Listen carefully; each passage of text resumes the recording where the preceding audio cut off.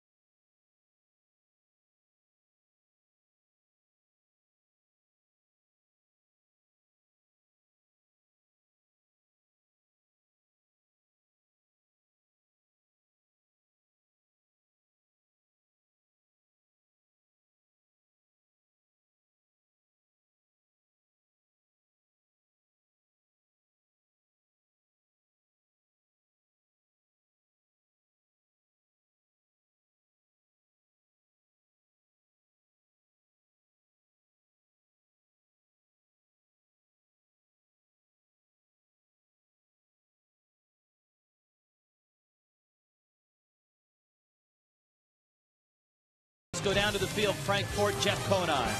All right, thanks, Rich. Decked out on our Marlins fan club shirts. We'll be talking to the fan club later in the game. Let's talk a little bit about Emilio Bonifacio. You want to see guys take that next step in his career. Over the last month and a half, I think we've seen that. Well, I think one of the big reasons is Jack McKeon basically jumped on him and said, listen, I want you to get out there and be aggressive. He wasn't stealing bases, or when he was tentative. He was a little tentative at the plate, and Jack said, you know what? I want you to run. I don't care if you get thrown out. All right, Allison Williams standing by live with Emilio. Thank you very much, Emilio. What a month of July for you. You hit in 26 straight, batted .380, and got the NL Player of the Month nod. What did that award mean to you? That's a great honor for me, you know, be available to win, help the team to win the ball games. You've hit safely in 31 of your last 32 games. What's been clicking for you offensively? No, you know, you just try to get on base, and everything happened now. I just try to be a person and the play and take too many pitches I can to get on, however. You've been starting at short with Hanley Ramirez being out, but we've seen you play just about everywhere. Is there any place in particular you're most comfortable? No, definitely my regular position is second, but the longer I can help the team to win it, it's no problem for me. Just going out there having fun. Yeah. All right, Emilio, thanks for the time. Guys, back to you. All right, and always has a smile on his face, Jeff. Enjoys playing the ball game. You love to see that. Yeah, he's got infectious energy, and like you said, you know, he's pretty much one of the better defenders at any position you put him at, which is a great luxury. Played 6 different positions for the Marlins this season, starting tonight at shortstop in place of the injured Hanley Ramirez. Hopefully Hanley's back on the weekend. So it's game 2, the Redbirds, the Marlins. Anibal Sanchez on the mound against the best hitting team in the National League. Cardinals lead the league in runs and team batting average. Rich Walton, Tommy Hutton with all the action coming up next.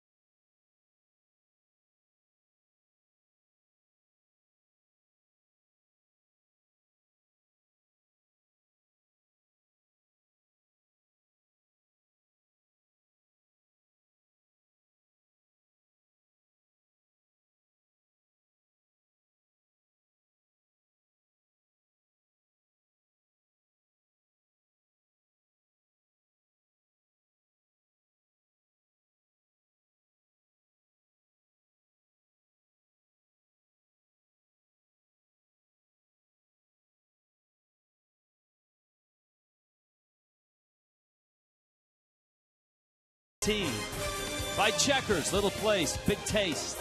By Coventry Healthcare of Florida, lighting the way to better health.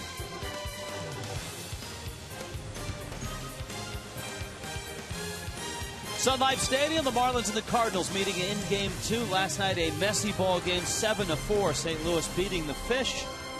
For the Cardinals, they're trying to chase down the Milwaukee Brewers in the Central. Warren Henry brings you Tony La Russa's lineup.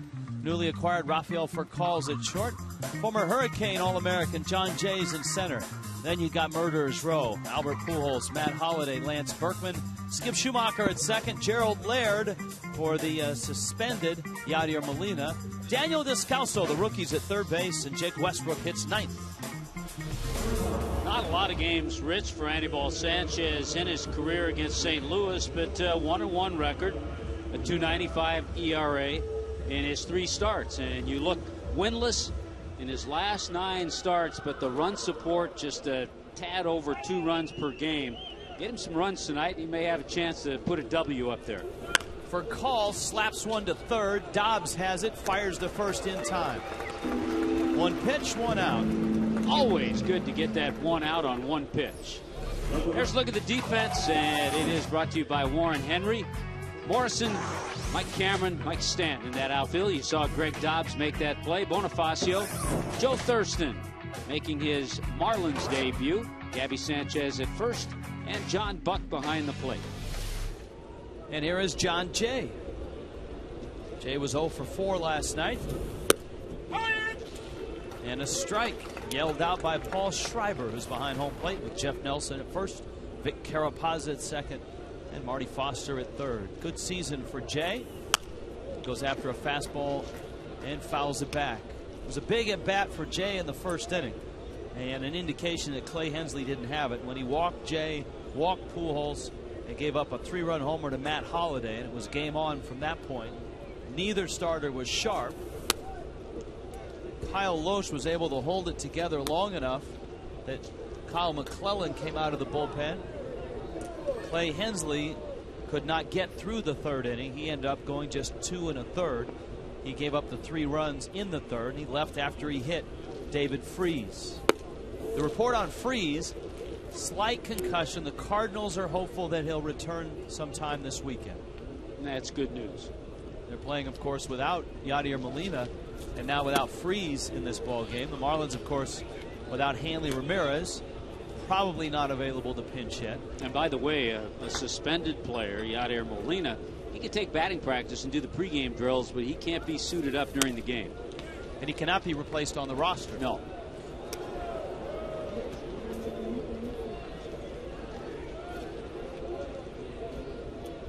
The Marlins, of course, had to call Joe Thurston up to replace Omar Infante, who's on the 15-day disabled list, but they needed a spot on the 40-man roster because Thurston was not on there. And Joe will get tested with this ground ball. Nice play by Thurston, the 31-year-old out of Vallejo, California. For Thurston, the way the Marlins finessed it, Scott Cousins was put on the 60-day disabled list. And when you have a player on the 60-day DL, it opens up a spot on your 40-man roster. And I think it's good. Thurston, somewhat of a veteran. He's had time in the major leagues. A couple of years ago, he played in 124 games with the Cardinals. Now Pujols. He was his own bad self last night. The only out he made was a line drive out to right. Doubled, homered, singled, walked, scored 3 times. Sanchez misses inside. And it's 2-0. He's had 8 matchups against Anibal Sanchez, just 1 for 8. Of the murderers row, the guy that has hit Sanchez the best has been Matt Holliday. He's 5 for 8 with a home run against him. And there is Holliday. Pujols scorches one foul. I think if you went into the American League, if you talk about murderers rows in the National League, you look at the Phillies, but I think if you go in the American League, you certainly would zero in on Cano and A-Rod and Teixeira when A-Rod's in the lineup. Here's the 2-2. Oh, good changeup. That's the pitch that Sanchez has used a lot this year and with success. And he goes 1-2-3 through the Cardinals here in the first.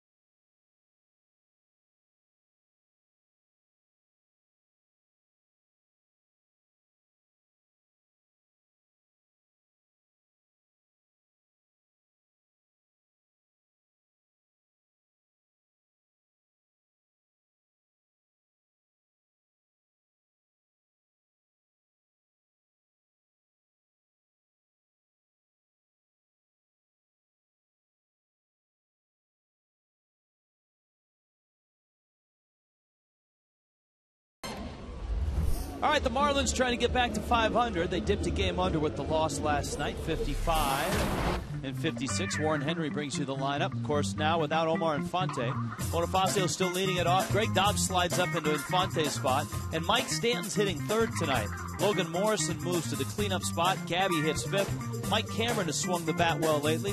Joe Thurston hits seventh. John Buck eighth. And Anibal Sanchez hits ninth. And here's Bonifacio against Jake Westbrook, a fastball that darts inside. The Marlins saw Westbrook in May in St. Louis. He actually had a season-high 8 strikeouts that game, and he's not a strikeout-type pitcher. He's a sinker ball guy. Gets a high strike against Bonifacio. Paul Schreiber already barking into the Marlins dugout after that call. Here's the 1-1. And that's strike 2.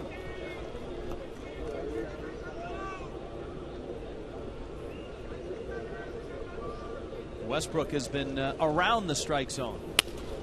So Bonifacio goes after a pitch that was sinking, and as Tommy pointed out, that's what Westbrook does the best. He gets ground balls. Infielders, be alive. The defense brought to you by Warren Henry. That is the Marlins defense, which we already showed you. So we're just testing you to see if you remember. But for the Cardinals, it's Holiday, Jay, and Berkman. Descalso for Calls, Schumacher, and Pujols around the infield. And Laird behind the plate. That's like a slick fielding shortstop getting a bad hop, but staying with it. Stay with it. Dobbs now, a couple hits last night, and he takes a strike. So he's in Infante's spot. It's really odd to see Dobbs standing there because Infante's been in every game, and especially the last couple of weeks has just been red hot. The good news about the fractured finger is that the Marlins training staff feels that he might be ready to go in a couple of weeks. Well, the last 3 games for Omar Infante, he was 9 for 13. He had 3 consecutive 3-hit games. Westbrook, and Dobbs fouls it back. Westbrook, 33, out of Athens, Georgia. He was drafted all the way back in 1996 by the Rockies. Traded to the Expos, traded to the Yankees, traded to the Indians, and he stuck with Cleveland for a long time until St. Louis traded for him last year when they needed a starter. Signed with St. Louis in the offseason. Didn't get a lot of run support last year as a Cardinal. An all-star in 2004 with the Indians. Features a changeup once in a while. A durable guy. Another pitcher who has survived Tommy John surgery. Had that in 2009. Coventry Health Care of Florida gives you the scouting report. Ground ball pitcher, works fast, so we just barely got that in. And changeups to lefties. Dobbs, who had a real nice at bat last night against the lefty out of the bullpen, Mark Zepchinski. Tough to read, tough to pronounce. Zepchinski. And that was really well, he was in just for a brief moment. He was in shorter than his name. A reliever fest last night for the Cardinals, who brought in Kyle McClellan, Lance Lynn, Octavio Dotel, Jason Mott, Zepchinski, and then Fernando Salas. Good battle. Dobbs keeps fouling off that changeup. That's where he went for his base hit against Zepchinski. Line to single the left, and RBI single in the 8th inning. I think that's what was so frustrating about last night is the Marlins had many opportunities to score more than their 4 runs. They ended up leaving 12 on base, and they had early opportunities that they didn't cash in against Kyle Loesch.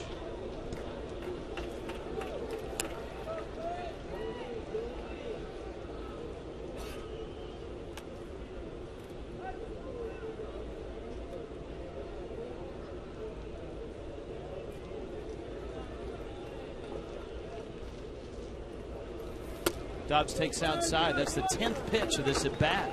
One thing about all those pitchers that the Cardinals used last night, you had first game of a 4-game series.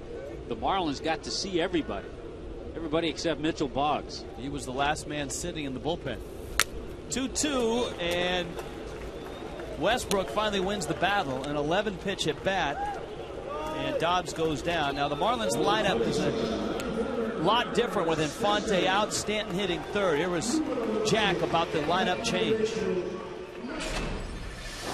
Mike has been hitting the ball real good and real sharp, and I figured, you know, had to make an adjustment in my lineup some way without Infante being in there. So I figured, let's try something different tonight and see if we can't get, you know, a big rally going and put some big runs on the board. So Stanton climbs into the 3 spot. Westbrook gets a strike and misses outside. Stanton last night had a couple of hits. Albert Pujols with his 25th homer last night tied Stanton, and his ground ball is going to find center field. That's kind of what Jack was talking about. Mike's been much more selective. He's been laying off some pitches out of the zone a few times, gone right back up the middle with base hits. So number 3 hitter tonight, Mike Stanton gets himself a base hit. Along with the move to Stanton in the 3 spot, you've got Logan Morrison hitting cleanup and Gabby sliding down to the 5th spot. Morrison last night was 2 for 5, and he had a big 2-run double in the first when the Marlins actually tied the game at 3.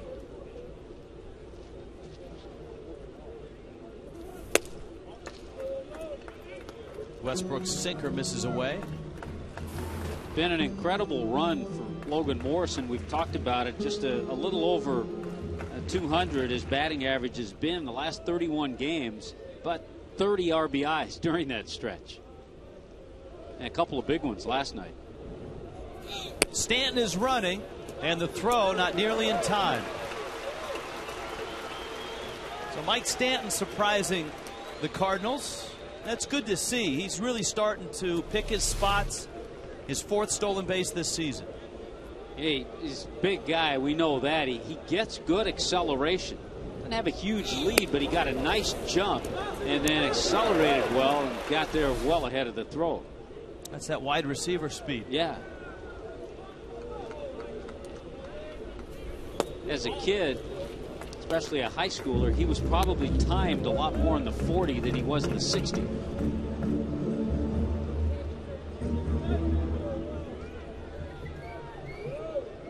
So Morrison has worked the count to 3-0.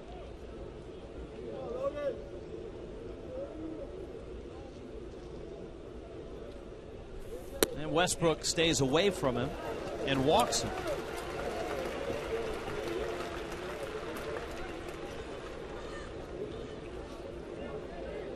Well, let's reintroduce you to the St. Louis Cardinal defense tonight. Well, if you remember, everything's the same. Again, it's brought to you by Warren Henry.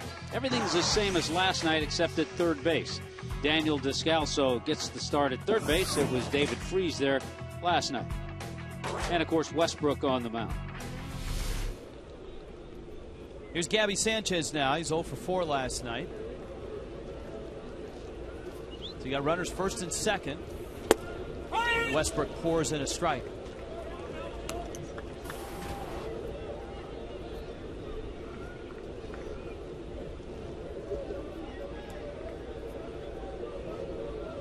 Gabby leads the ball club now with 25 doubles.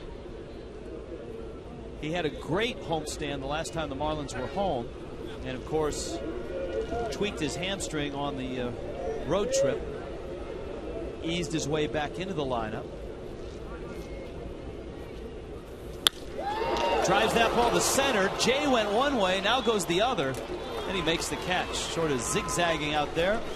Gabby's former teammate in center.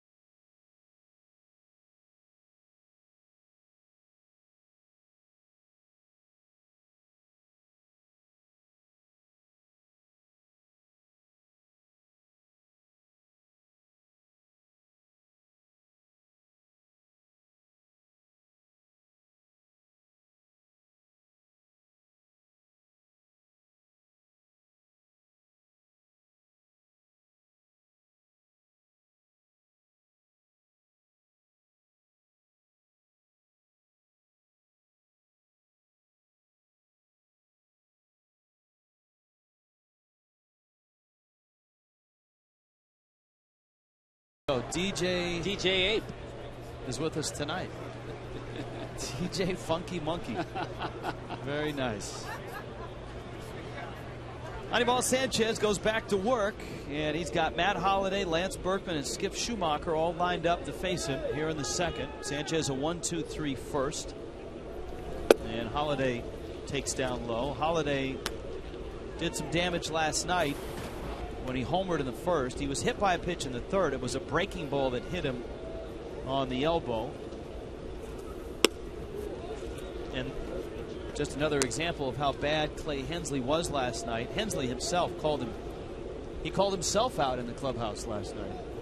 Yeah, it's one of those outings that he'll try to put behind him right away. Try to remember the bad things to take and carry over to the next start where he needs to improve, but he'll like to forget about some of the other things.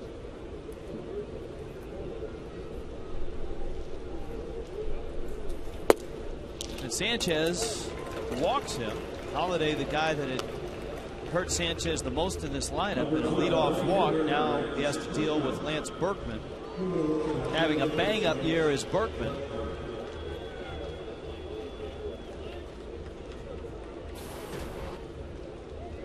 .28 home runs, leads the National League.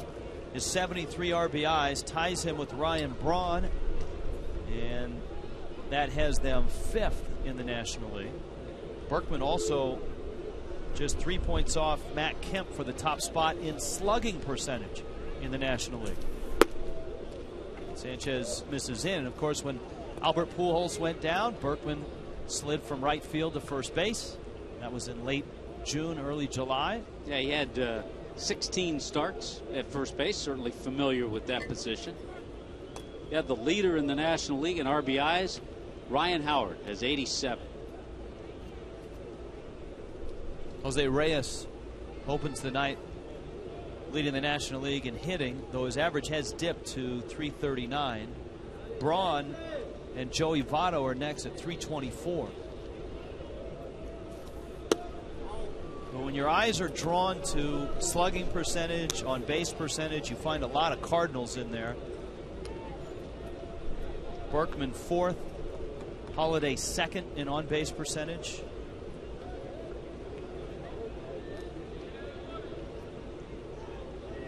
Sanchez has not thrown a strike this inning. This is where every once in a while, and this is how he's got to get himself on track, he'll have a bad inning. He'll have an inning where he throws 25 or 30 pitches, and that always keeps him from going deep into a game, even though maybe the game is a close and low scoring game. We've been talking about the last time he won a ball game, which was early in June, the 10th of June.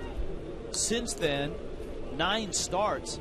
Of those 9 starts, in 5 of them, he's allowed 2 runs or less. So he certainly has pitched well enough to win 3 or 4 games in those 9.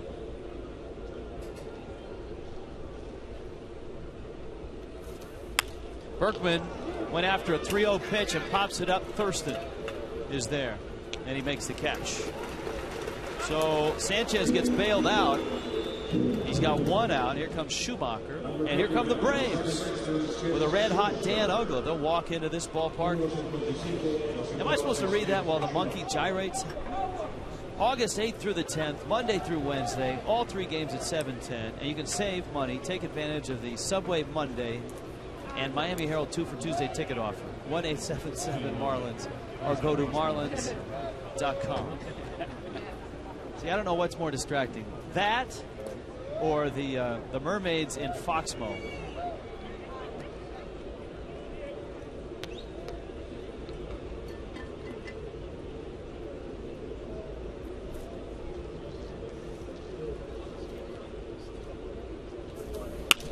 Schumacher lines one to center field. Cameron tracking it in, dives and has it, lost it as he rolls over. And let's hope Mike Cameron is all right.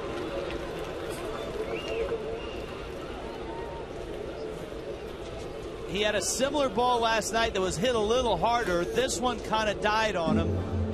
It looked like he just got it in his glove when he started to roll over. The ball came out, and he's obviously in pain. Yeah, a lot of times. Last night, by the way, it was John Jay, that sinking line drive and Cameron was able to get to it. He was able to get that glove hand extended and hold it up to get the line drive. This time, not the hard hit line drive, and he comes down on that glove hand, the wrist at the same time, and right about then is where the ball pops out of the glove. For a minute, it looked like he had it. Right there, he has it. Look at his wrist. Bending back in another direction. The glove comes completely off, and it's not until then, wow, that the ball comes out. That ball almost stayed in his glove. The Cardinals have runners at first and second. Schumacher gets a single. Gerald Laird is the hitter. The Marlins have to decide if Cameron can stay in the game. Obviously, Brian Peterson would be a guy that the Marlins would put in there, but the Fish are already short a man with Hanley not being able to play.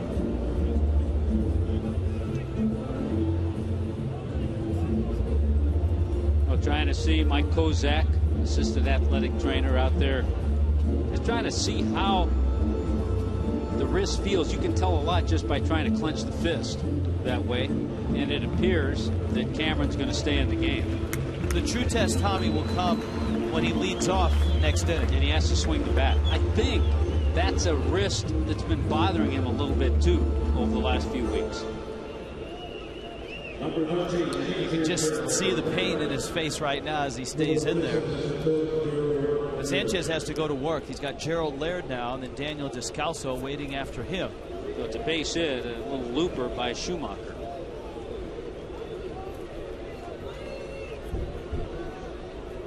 This is day 2 of the Yadier Molina suspension, so Gerald Laird will get the bulk of the duty. Tony Cruz is the backup catcher for the Cardinals.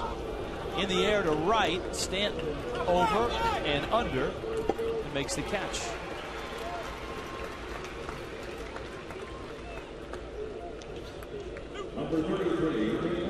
Here comes Descalso. Sanchez, the last time he pitched, lasted just 5 innings, and he made the same mistake that Clay Hensley made in Atlanta. He hung a breaking ball to Dan Uggla with 2 on, and Uggla hit a 3-run homer. That one home run that Descalso has hit, that was a 3-run homer, and that was a dramatic one in St. Louis against Clay Hensley when Hensley had come out of the bullpen, and that tied the game. The Cardinals eventually won that game. I think the real bonus that Anibal Sanchez has going for him tonight in his career and also this year, he's always pitched better at home.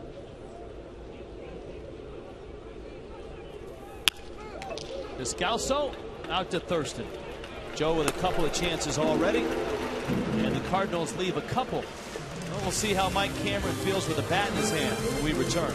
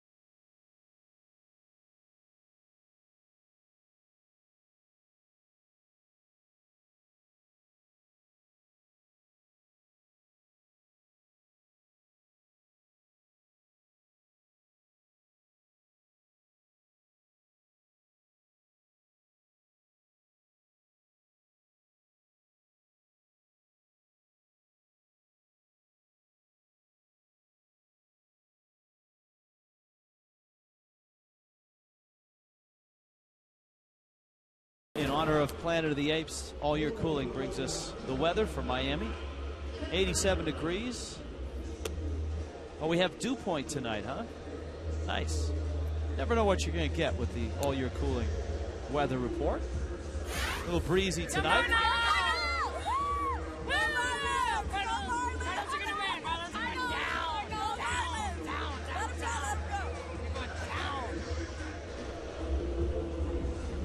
That's a new feature that we have on the telecast. Thought I heard a little Arnold Schwarzenegger there, going down. It was either that or get to the chopper. Cameron fouls it back. That could not have been a pain-free swing. And if you're Jake Westbrook, you want to find out exactly how that wrist feels. You're going to feed him some hard sinkers in, you would expect.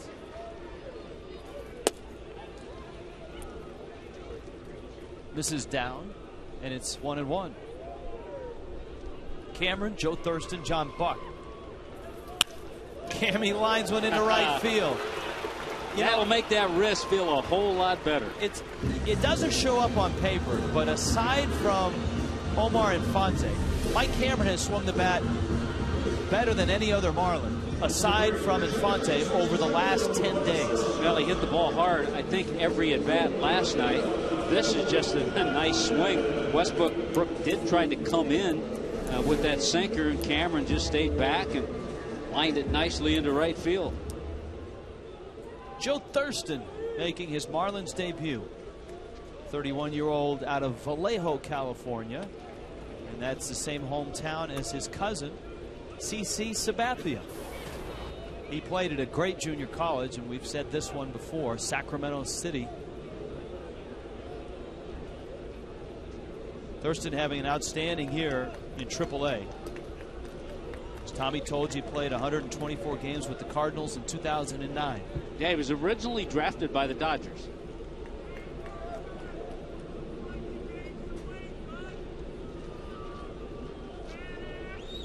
Yeah, we saw Joe in the spring. He got a chance to play a number of games. He has the reputation of being a very good fundamental player, an extremely hard worker.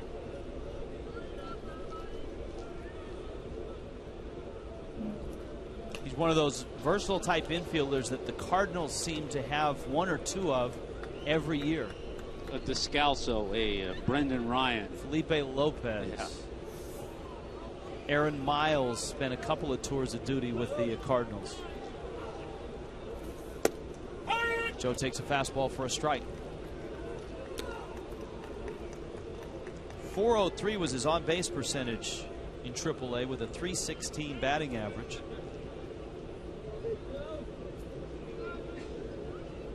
He spent last year in AAA and had a solid year with the Braves.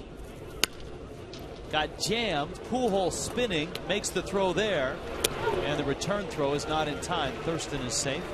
Good slide by Cameron at second base. As a runner, and Mike Cameron did this to perfection, when you have an idea that throw is coming your way, he gets on the inside. He's trying to block. Pujols makes a nice throw. Tough throw for a first baseman. Cameron's running there to try to make it a tougher throw, and Pujols makes a perfect one. He almost got inside enough to get clipped on the shoulder. Yeah, that's good base running. There's no running lane once you get past first base. Sometimes you can look at the eyes of the shortstop, see which direction, where he's looking. Is he leaning inside? And you can run that direction. Thurston is running. Laird's throw is into center field. Thurston pops up. He's on his way to third base. So Joe Thurston, welcome to the Marlins. And now John Buck has a chance to give the Marlins a lead. And the Marlins running on Gerald Laird and Jake Westbrook. Yeah, they're running on both and certainly taking advantage with Laird back there. Laird making his 17th start of the year. A little different story than when Molina is the catcher, but a good jump, an error charge to Laird, and that allows Thurston to go over to third. Westbrook has a reputation of being slow to the plate, and so he's one of those guys quick to first, slow to the plate. Yes. Now let's see what the Cardinal infield does. Middle infield crashing. They're coming in.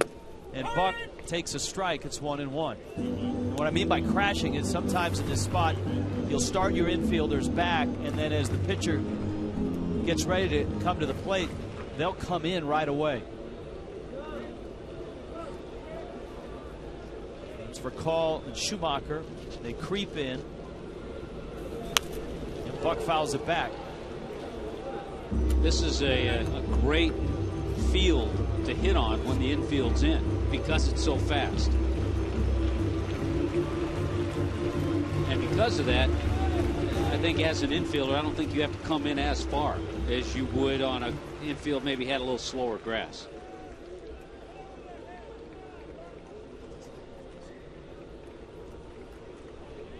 Now 1-2. Let's see what Westbrook has for Buck. Infield's in again. Ball in the dirt. Squirts away. Here comes Thurston. There's the flip. He is out at the plate. Westbrook got there. Thurston tried to score. Laird made a very nice flip, and Westbrook did not panic at the plate. He made the tag, and the Marlins come up empty. It's an instinctive play. It's a play you do or you don't. As soon as you see the ball get by, he takes off. Joe Thurston's hoping it's a little further away. No panic. It's actually a very good slide. I'm not sure if he really tagged him until he touches the plate. Watch his left hand and then watch the tag. Hard to tell from that shot. He tried to sneak the right hand in. Let's look from here. When did Westbrook tag him? See the left hand, he brings it back. We saw Infante do that earlier this year. He got him right there. Yeah, but when he got him, Tommy, he might have had the right hand on the plate. Yeah, let's see. When does glove hit hip? Yeah, it's tough to tell there as well. You know what? Guy with the best view, Paul Schreiber, he called it that way. Here's the 2-2. And Buck grounds to short. So the Marlins have a great opportunity, and it slips through their fingertips.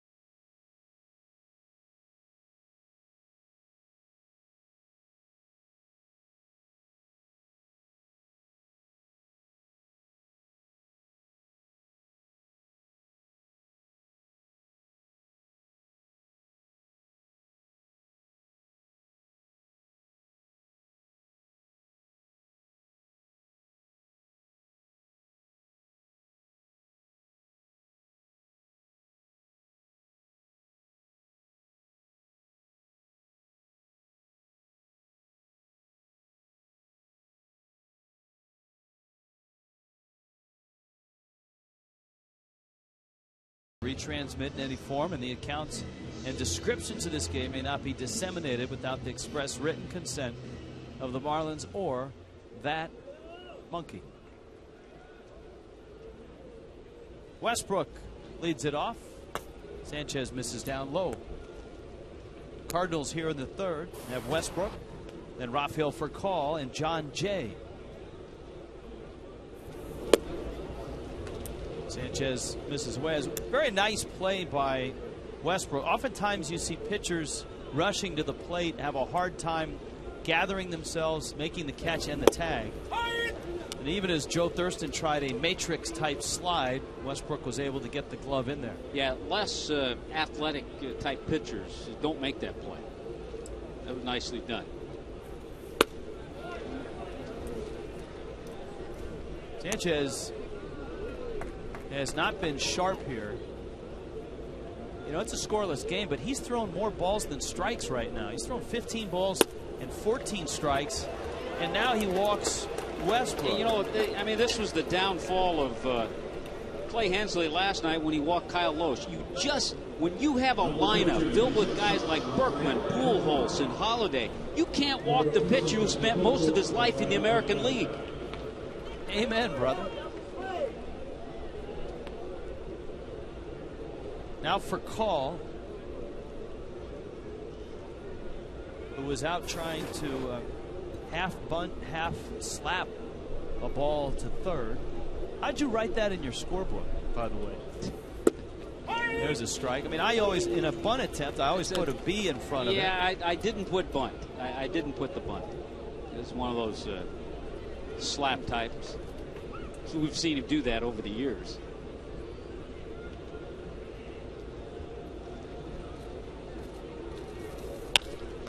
Well, he smacks that one in left field, the base hit. Westbrook will stop at second. And so up comes John Jay with runners first and second, nobody out. And as Tommy pointed out, after Jay, you've got Pujols, Holiday, and Berkman.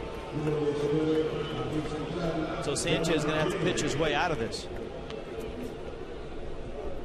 You know, the funny thing about watching for Call in that first inning try to slap the ball by Dobbs, that's one thing we haven't seen Bonifacio do all year. And he used to do that with regularity his first 2 years with the Marlins. He's taken that out of his repertoire, so to speak. But he's added a few other good things. Oh, yeah. I'm not complaining.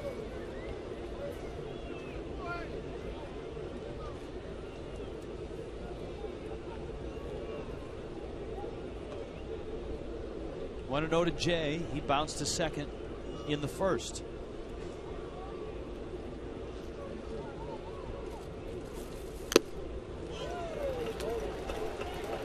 He's had better control with his changeup than his fastball, it seems. Out here chatting with John Jay and also Gabby Sanchez. Their college coach, Jim Morris, was here behind the Cardinal batting cage, having a nice conversation with Tony La Russa. Talking about Yonder Alonso, who's getting a chance now with Cincinnati since they traded Johnny Gomes. So that opened up a little more playing time in left field. Alonso got a couple of hits today in Chicago. Now Frank and Allison may know the numbers. Isn't it 7 guys now? Once Alonso's in the big leagues, 7 guys off that team that are in the big leagues now? Chris Perez is one of them, and Jay goes around. That's a big strikeout for Sanchez. He gets the first out of the third. Now here comes Pujols. The other thing, and we talked about it in the second inning, the other thing with the walk to the pitcher that it does, it just extends that pitch count. It makes you throw more pitches. It makes you throw stressful pitches now that you have this part of the lineup coming up, instead of just blowing away the pitcher and having yourself an easy out. I don't think anyone's ever thrown a pitch to Albert Pujols that wasn't a stressful pitch. Ground ball, Dobbs got one. Thurston's turn, got 2. Sanchez pitches out of it. A first and second, nobody out with the heart of the order coming up. No problem for Anibal Sanchez, and this game is still scoreless.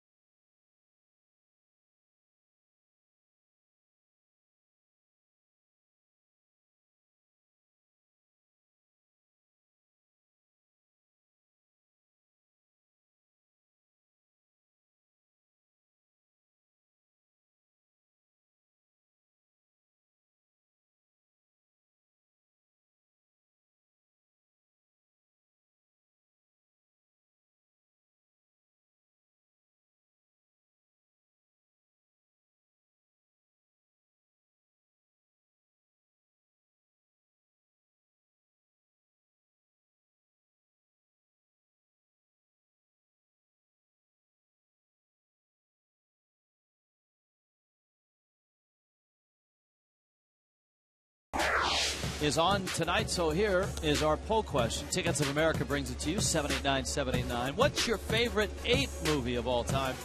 Ronald Reagan in Bedtime for Bonzo.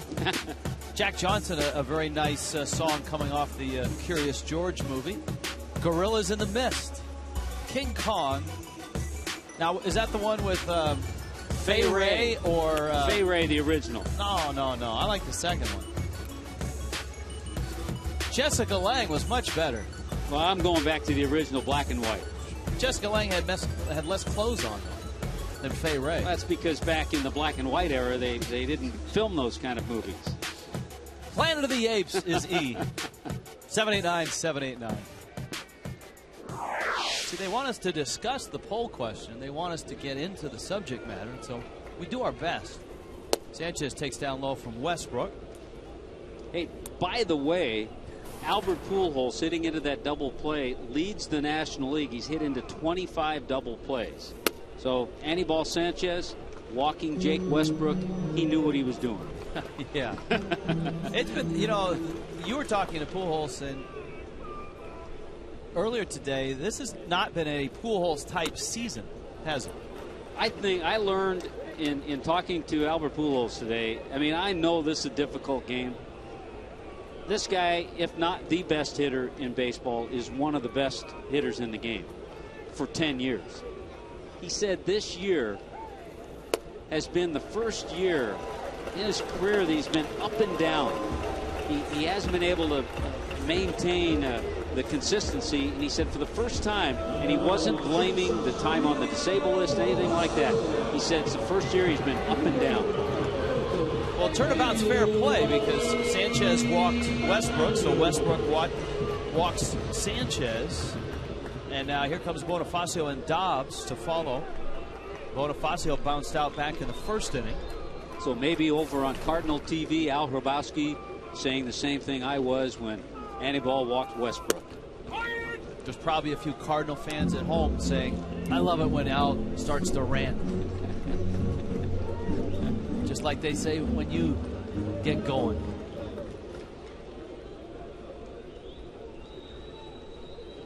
Pujols playing behind the runner at first.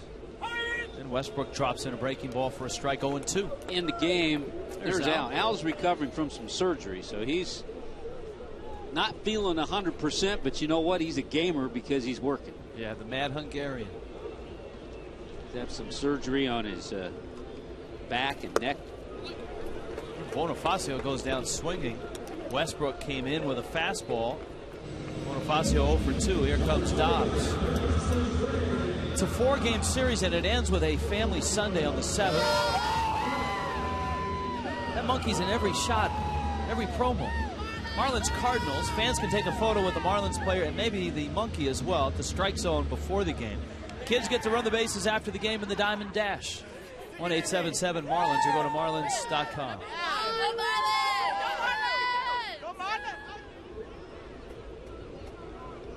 Dobbs now. Stanton's on deck.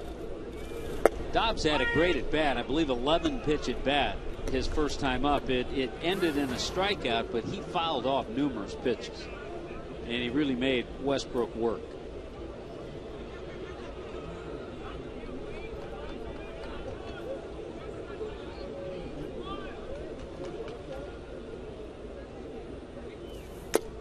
For a big man, and Westbrook is 6'3", 200, he short arms the ball. He has that one of those deliveries where the ball just kind of comes out of nowhere. I think the best comparison to a Westbrook would be a Derek Lowe. We may see him when the Braves come to town. Lowe's a little taller, but both terrific sinker ball pitches. See Laird set up inside. And Dobbs fouls it off. And Westbrook's been a guy over the years at 4 different times. He's had 200 innings or more. Actually had 200 innings last year combined between Cleveland and the Cardinals. Made 33 starts last year.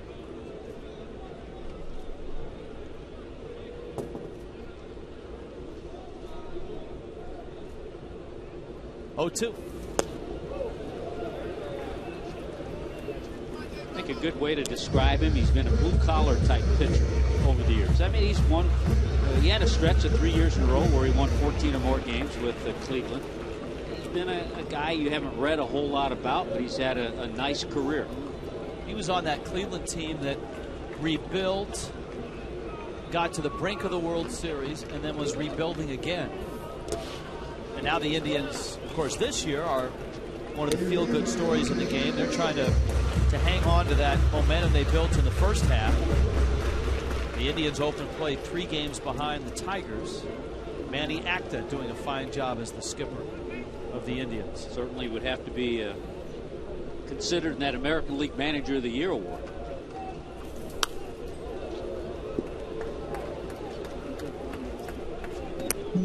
Two and two, so 11 pitches in his first at bat. This will be pitch number 6 in this at bat. And during the 2 at bats, he's fouled off 8 pitches.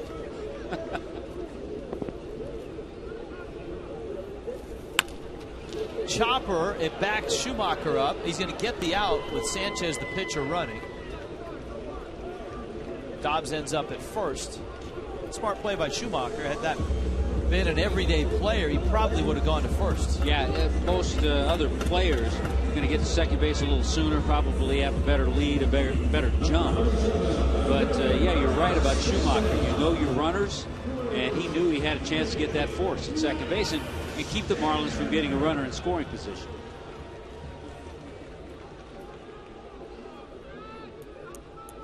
This homestand starting with the Cardinals for 4. The Braves are in for 3. And then the world champion Giants are coming to town. A strike to Mike Stanton, who singled his first time up. Atlanta is in New York. And the Braves have a 2-1 lead in the top of the 4th. Dan Uggla carrying a long hit streak into that ball game. He's 0 for 1 so far tonight. The Braves trying to solve the knuckleball, R.A. Dickey, and the Mets trying to see what they can do with the sinkers of Tim Hudson. Uggla's at 25 games going into play tonight. One short of the second longest streak this year. Stanton drives that ball in the gap in right center. Let's see if Dobbs can score. It gets to the wall. Jay picks it up. Here comes Dobbs around third. He's gonna score. Stanton has a triple. How about that? The Marlins are on the board. Mike Stanton with his 5th triple of the season. Well, I tell you what, the guy who he used to enjoy going to watch take BP and play at Dodger Stadium, and Mark McGwire, who's over in that other dugout, has to really enjoy some of these at bats. This is just a great swing by Stanton. Take that pitch that's in, stays back. Remember his base hit, his first time up was up the middle. This time drives it into right center field. Our Gunther drive of the game. Dobbs scores easily from first base because that ball was hit so deeply into right center.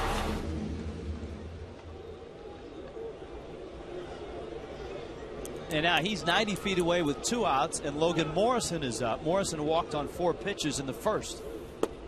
And Westbrook misses inside.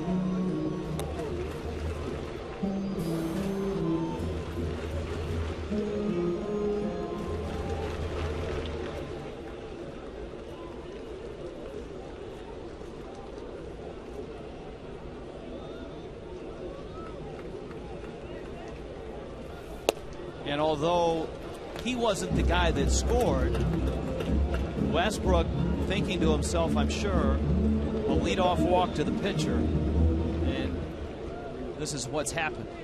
Well, if he's able to get Sanchez, you look back, and as we say all the time, you can't reconstruct innings. Morrison ground ball. Pujols from his backside makes a terrific play and saves a run. Robs Morrison of a hit. Mike Stanton with a triple. Marlins are up 1-0.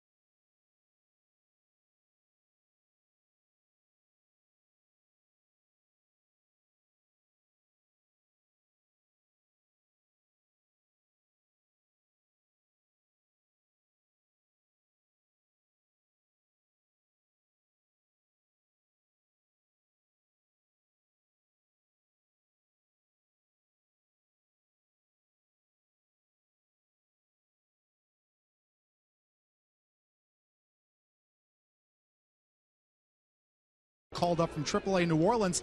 He played 124 games for the Cardinals back in 2009. Limited Major League experience before that, but interesting how he got to the Cardinals. He played winter ball in the Puerto Rican Winter League and was managed by current Marlins hitting coach Eduardo Perez. It was Eduardo who recommended Thurston to Tony La Russa.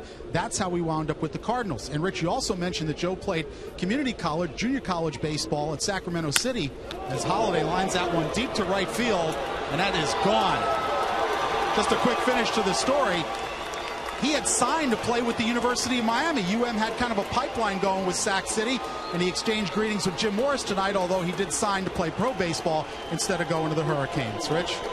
All right, thank you, Frank. Matt Holliday driving one to right field. His second home run of the series, his 18th of the season. And just like that, it's a 1-1 ball game. Well, the 12th career home run for Holliday against the Marlins. We talked about this a tough trio to deal with. They've all homered numerous times against the Fish. Holliday, doesn't matter. Left field, center field, right field. He can take it out of any yard. Here's Lance Berkman. It's a good lesson for youngsters watching that maybe the two strongest players here tonight, Pujols maybe a little stronger than Holliday, but that they're pretty close. Stanton and Holliday both driving the ball to right field. Stanton a triple to right center, and Holliday a homer to straightaway right. You don't have to pull the ball. Berkman with a little bit of a question on that one.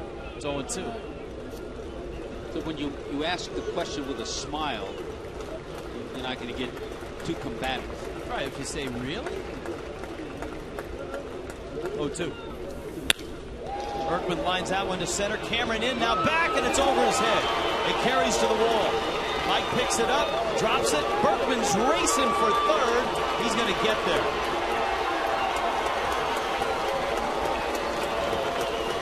I don't think I've ever seen Lance Berkman run that fast. At least not for the last 4 or 5 years. Yeah, I'll tell you another thing you don't see is Mike Cameron getting fooled on a ball. He sees Berkman kind of reach.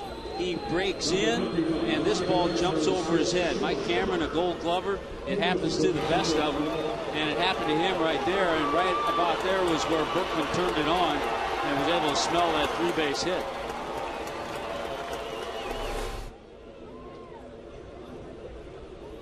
So the Cardinals have gone homer and triple here. Schumacher takes outside. I'm not even going to read what. Okay, they've changed. Thank goodness. They ruled it a double and an error 8 originally. It was misplayed. Popped him up. Dobbs doesn't see it. Sanchez calls for it. Now Dobbs does, and he makes the catch. I like that Anibal Sanchez got over there to help out. This is that twilight time. Infielders, outfielders will lose those high fly balls or pop flies. And Sanchez got over there to help out. AT&T trivia question. Name the only team to win and lose a World Series in the Chinese calendar years of the monkey.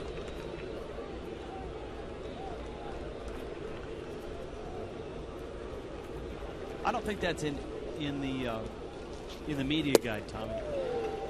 No, it's not in the baseball almanac.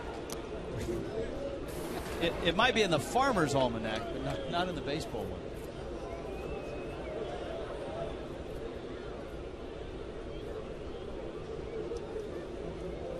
Infield's in. Sanchez trying to pitch out of trouble again. A liner to left. And it lands in front of Morrison for a base hit. So Gerald Laird drives in a run, and the Cardinals have their first lead of the game.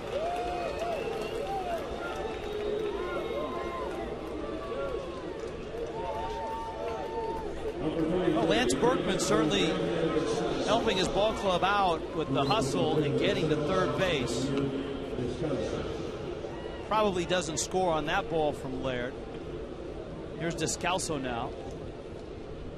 Pujols, Holliday, and Berkman have been on base 13 times combined in this series already. For Lance Berkman, that his first triple of the season as Daniel Descalso fouls it back.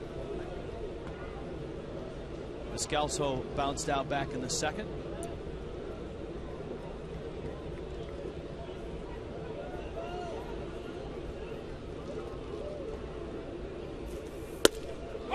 Fastball at the letters.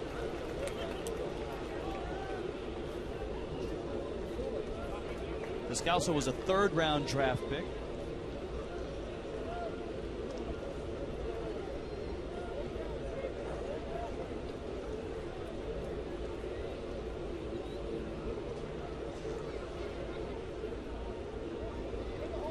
Oh, 2.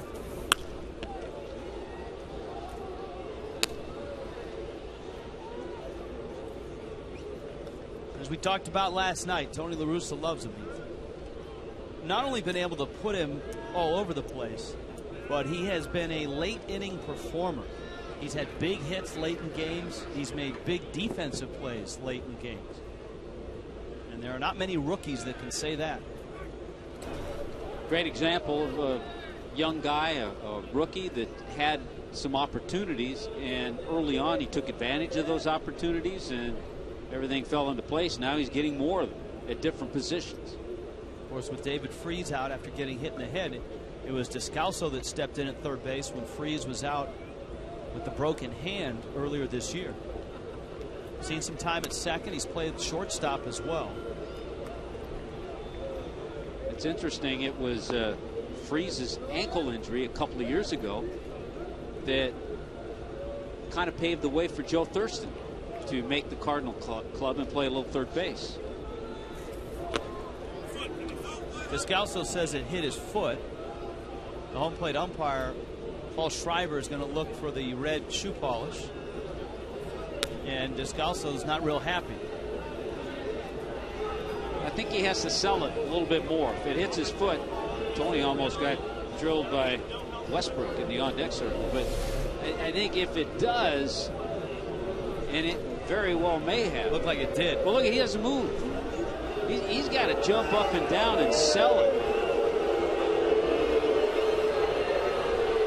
Yeah, there's no question. It's right on top of his shoe. But he really didn't hop up and down. Now the umpires are going to get together. And if you're Paul Schreiber, that's a tough call. Yeah. I mean, it's obviously easier for us on instant replay. The guy who has the best angle is the third base umpire.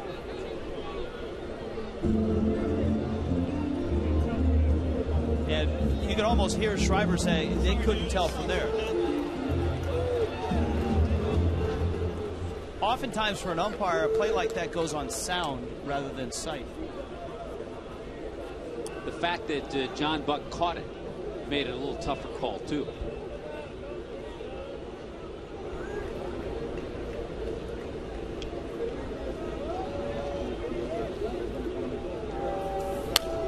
A UC Davis guy wouldn't lie, Tom. You got to sell it. You got to hop around. I know guys who would hop around and try to sell it if the ball didn't hit their foot. Especially if they were behind in the count 0-2. Yeah.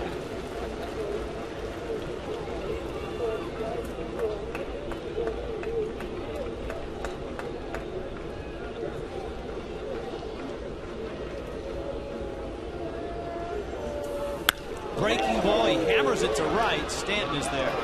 He makes the catch. So Descalso hits it hard. 2 outs, and here comes Westbrook.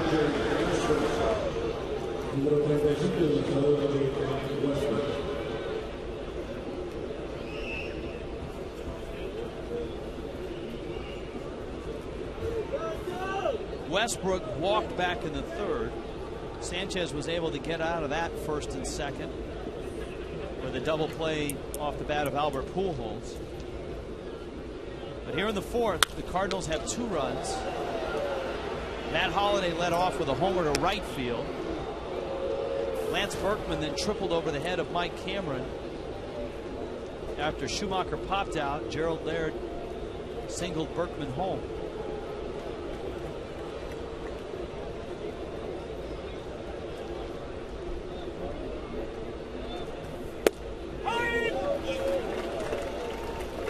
You also have to wonder psychologically with the lack of run support that Anibal Sanchez has had, if that affects him in making pitches, trying to be too perfect, realizing he can't give up too many runs.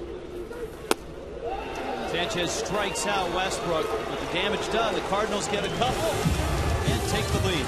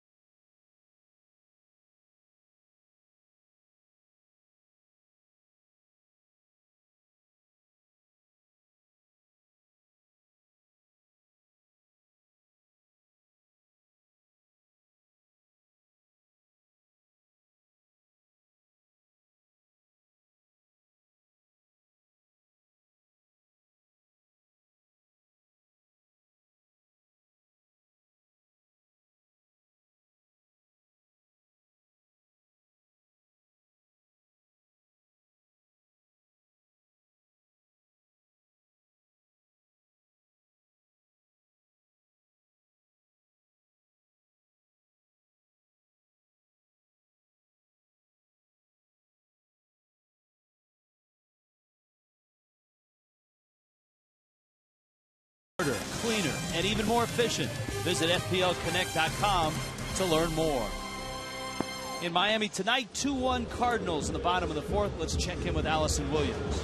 Rich, I'm here with probably the only college coach that can go to a big league game at any point in the year and see somebody that played for him. Jim Morris from the University of Miami, here to watch two of his players, John Jay, Gabby Sanchez, a couple of teammates. What is it like to be able to come out here to the ballpark and see these guys in uniform? Well, you know, it's always fun to see them. Of course, you get to see Gabby a lot being right here at home, but every time one of my guys come into town, I try to come out and see them play, you know, after we finish our season. But it's fun.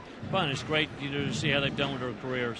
11 guys in the big leagues that you have coached. It was 12 yesterday, but that's a pretty impressive number. Yeah, it's good. We've got as many as anybody in the major leagues right now. Last year we actually had 13 guys in the big leagues at one point, so it's fun watching those guys and keeping up with them. And a special 2011 season for the Hurricanes. 3 guys in the All-Star game. Gabby Sanchez, of course, Ryan Braun, and Chris Perez. What did you think to see those guys in the Midsummer Classic? Well, it's a pretty special day, no question about it. And I don't know if anybody else has had that. It's the first time I've ever had anything like that.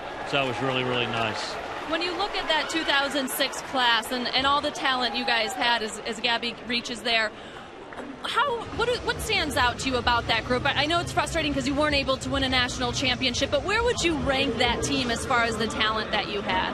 Well, the fact that so many of them are in the major leagues, you don't know at that point how good those guys are going to be, even though they were very, very good for us, but you don't know how good they're going to be. But, you know, it's definitely one of our most talented teams. And I always say, of course, our best teams are a team that win a national championship. But it was a great club that had a chance, and they went to Omaha 2 out of 3 years, that particular club, and played very well. And this is a bit of a stressful month for you, right? August, 7 of your guys have signed. You're waiting to see if there's any more? Well, there's going to be some more, I'm afraid. You know, last year we lost 7 guys in the last 2 hours, one of them being the Marlins' #1 pick, so we lost a lot of guys. So that August 15th is a very scary day for a college coach. Well, it was a good one for the Marlins, though. So your loss, our gain. Jim Morris, thanks so much for your time. It's a pleasure. Thank you.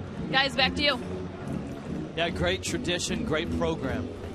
Yeah, you know what? I think it's nice that Coach Morris comes out and tries to make a point when he's able to see his guys. And looking ahead with Cincinnati coming to town, we could see him when Yonder Alonso comes into town with the Reds.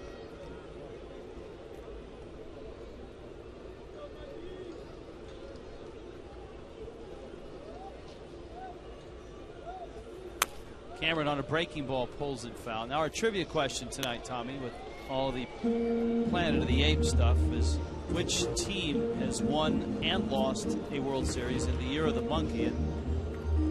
And an emailer has sent me the actual years of the monkey. If you want to go back into it, 2004, 1992, 1980, 1968. Ooh. Do you feel a Cardinals thing there? Cameron off the end of the bat. Jay went back. That one's going to fall for a base hit. Gabby got to second. Mike Cameron, who looked like he might have to come out of the game after injuring his wrist on a diving attempt, now has 2 hits since injuring that wrist. Well, I feel good because I kind of kidded Cameron before the game, talked about him hitting the ball so hard last night, not getting a lot of breaks. I said, you'll probably get a jam shot and a bloop shot tonight. So there's the bloop shot. The other shot was hit well into right field. And I know he's still thinking about that triple, though, that got over his head that Berkman hit. So the Marlins come out of the gates here in the 4th with a single by Gabby Sanchez and a single by Mike Cameron. And now Joe Thurston finds himself in a good spot. Thurston, in what is a key play in the game now, was thrown out trying to score on a pitch that got by Gerald Laird. Thurston was at third. Buck was at the plate. And you can't fault that at all. An aggressive play. Bang Bang took a great play. It's a situation, too, where you're not going to be bunting because you have Buck and then the pitcher coming up. Here it was. It was a great Matrix style slide, and he actually looked like he may have gotten a hand in, but as an umpire, it's bang, bang. Ball beat him. Glove is down, and he was out. Thurston, a little chopper up the line. How many angles? We had about 6 angles before we actually could see maybe he was safe.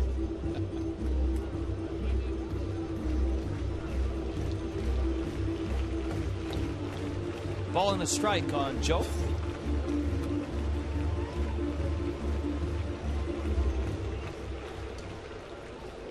Cameron and Gabby Sanchez. Neither starter has been sharp tonight.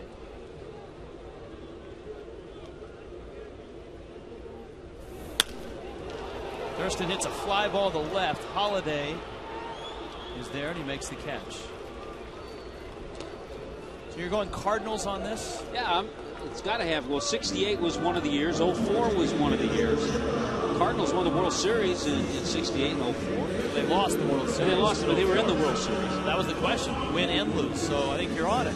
Oh, okay. See, that was my problem. I never read the whole question. Yeah, they lost to the Tigers, right, in 68? Yes, they did. Mickey Lolich and the gang. Denny McClain. And then in 04. So it did have a, I guess you could say it did have a Cardinal flavor, and it did have a Chinese flavor. Pitch to Buck. Swing and a miss. And it's 0-1. Good work.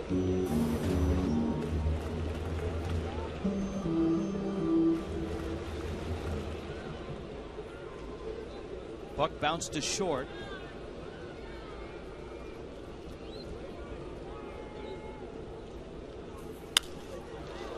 This is the area, Rich, where the Marlins had trouble last night, and leaving 12 men on base. You hate to see this this inning fizzle with the first 2 men on and nobody out. Now 1 out.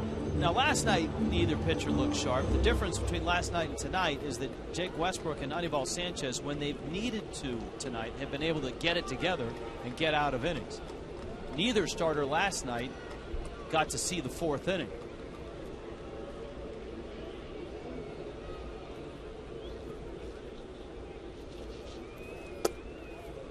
Pitch runs in on Buck, who walked 3 times last night, a career high. Had a double, 3 walks.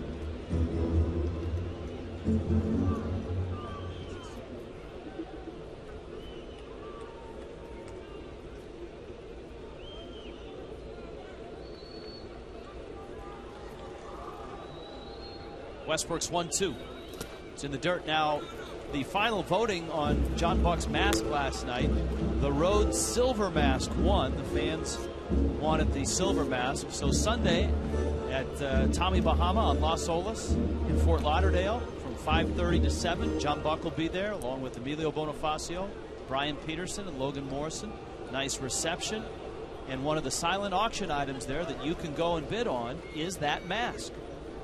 Buck will autograph it for you, and you'll get it after the season because he still has to use it the rest of the year. Used.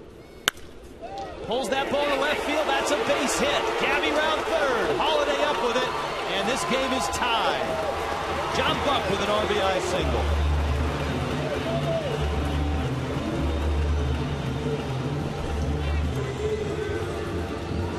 Good job to get that ball through the left side, and regardless of how hard it was hit or where it was going, Joe Espada was going to send Gabby Sanchez, and the reason being you have Anibal Sanchez, the pitcher, coming up next.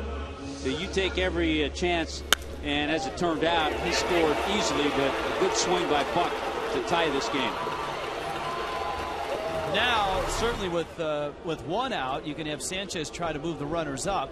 Pujols is coming hard, and Sanchez has to duck out of the way of a high fastball. Joe Espada comes in quickly to chat with Anibal Sanchez.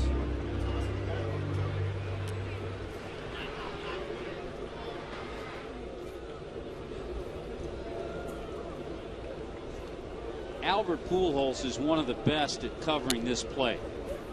And you saw the numbers on Anibal. He leads the club with those 8 sacrifice bunts. He's been one of the best at dropping down bunts. But here, you want to keep it away from Pujols. Yeah, you want to get it down the third base side and force either Descalso to come get it or Westbrook to get to the line. Pulls it back, and it counts 2-1. I think for Sanchez, and watching him, he's been a little better at pushing the bunt up the first base line than taking it to the third base line, but he needs to go third base this time. Cameron is the runner at second.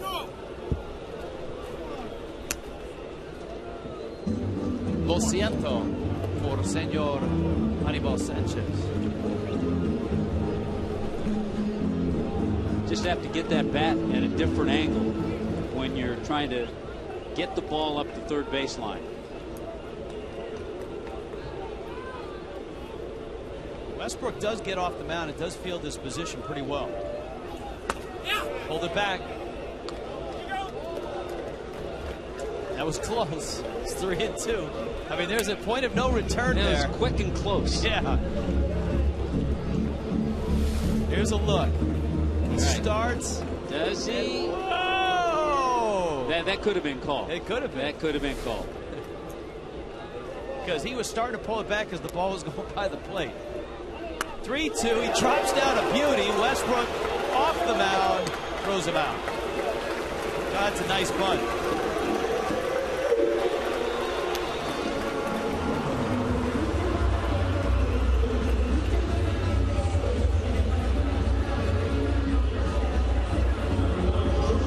Tomorrow, 11 a.m., Billy's Bunch is on, presented by Players Edge Academy. August edition brings even more fun as the kids and Brendan take a tour of the new Marlins ballpark. It's tomorrow, 11 a.m. on Fox Sports Florida. Yeah, you can't say enough how nice a job that was by Anibal Sanchez. And he did it with 2 strikes. And to get it up that third baseline, even though Westbrook fielded it, the only play they had was to first base. Emilio Bonifacio has had 2 very uncomfortable at-bats against Jake Westbrook. He rolled over on a soft grounder to second in the first, and then he struck out on 3 pitches in the third. He drops down a bunt. Laird, it's a foul ball. Laird is asking fair or foul. Obviously, he wants fair because he got it down in time to get Bonifacio.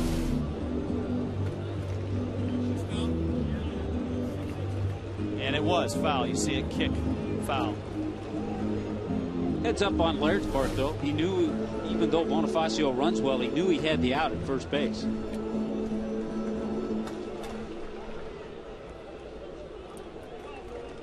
See the career numbers against Westbrook.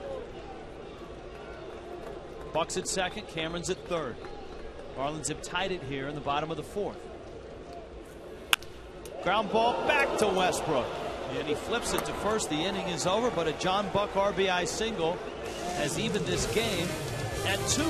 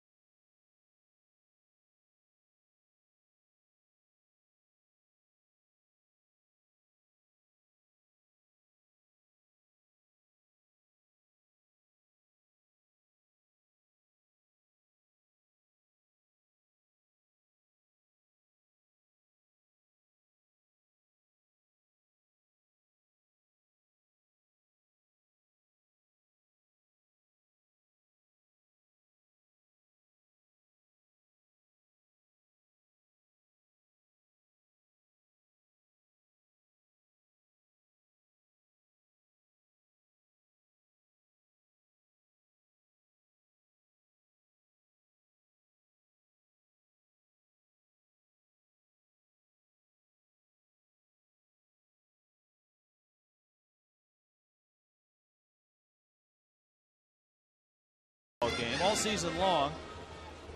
Fox Sports is proud to support Stand Up to Cancer and their work to fund groundbreaking research that helps accelerate treatment to patients. For more information, please visit standuptocancer.org/Fox Sports. Here we go in the 5th. Bonifacio wanders over towards the tarp, and he makes the catch. Both pitchers have flirted with giving up a big inning, but so far they've limited it to just 2-2. Just watching Bonifacio make that play, it just reinforces how he adjusts and adapts. I mean, that's so much a different play for a shortstop than it is for a third baseman. You know, third baseman has to backpedal, usually turns it over to the shortstop. And now because he's at short, he's able to go into that area and make the catch. There's John Jay. Breaking ball from Sanchez. Jay's 0 for 2. He's bounced out and struck out. A Matt Holliday home run and a Gerald Laird RBI single after a Lance Berkman triple. That's how the Cardinals have their 2 runs. John Buck just singled home a run. Mike Stanton tripled home a run in the 3rd. Sanchez bounces one up there. The Marlins trying to get back to 500. The Cardinals trying to get back to first place. They've slipped out. Watching the Milwaukee Brewers go on a nice tear. Now, we talked about it last night. LaRusse's club is kind of gone back and forth since the All-Star break. They're 10-10, so they've played 500 balls since the break. Milwaukee is in Houston tonight, and the Brewers have already put 3 on the board, have a 3-0 lead in the 2nd. Ground ball, Bonifacio bobbles, fires, and throws wildly. Runner headed towards second. Gabby will pick it up, and John Jay is in there. So Bonifacio hurrying the throw, knowing he didn't have a whole lot of time, with Jay, a fast runner, out of the box. Yeah, and I think sometimes when you make that little bobble and you try to rush things, which he had to do, he had to get rid of it quickly. Ball comes up a little bit, there's the bobble, and then by trying to throw it hard and quickly, just overthrew and misfired. It'll be an error for Bonifacio. It'll be 2 errors. An error on the bobble,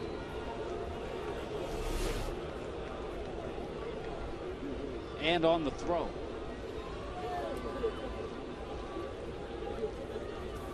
Is that splitting hairs? I think so. I mean, give a guy a break. You knock a ground ball down and throw it away, and you get 2 errors? You don't see that too often.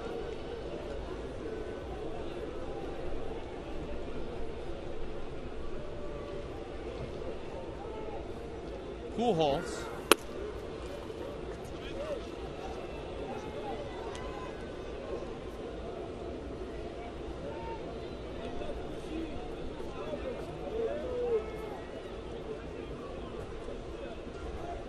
Now Sanchez has gone 2-0 on a guy he's been able to get twice tonight.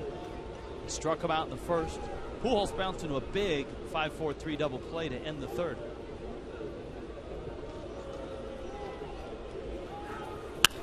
There's a ground ball to 3rd. Dobbs backhands, loads up, fires across in time. Here's my point, Tommy, on the Bonifacio play. What the score is saying is that with the bobble he would have been safe at first. But as I looked at the replay, he's out if the throw's on the mark. So there should only be 1 error on that play.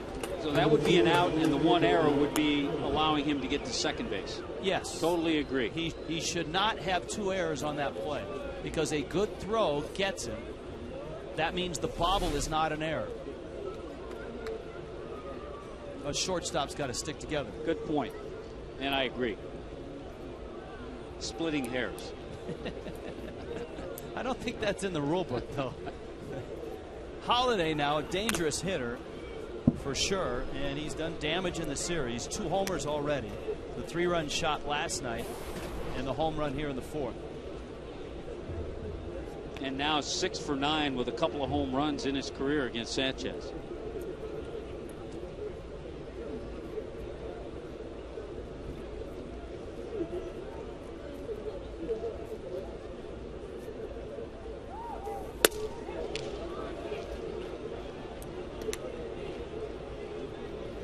JM Lexus presents our leaders of the game.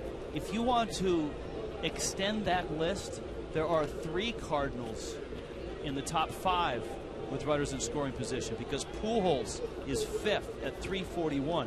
How impressive is that, that you've got 3 guys in the top 5 in the National League with runners in scoring position? Here's the 1-1. Holiday fouls it back. JM Lexus price made us #1. Click jmlexus.com to find out how. Yeah, and all 3 well over 300. Veteran hitters.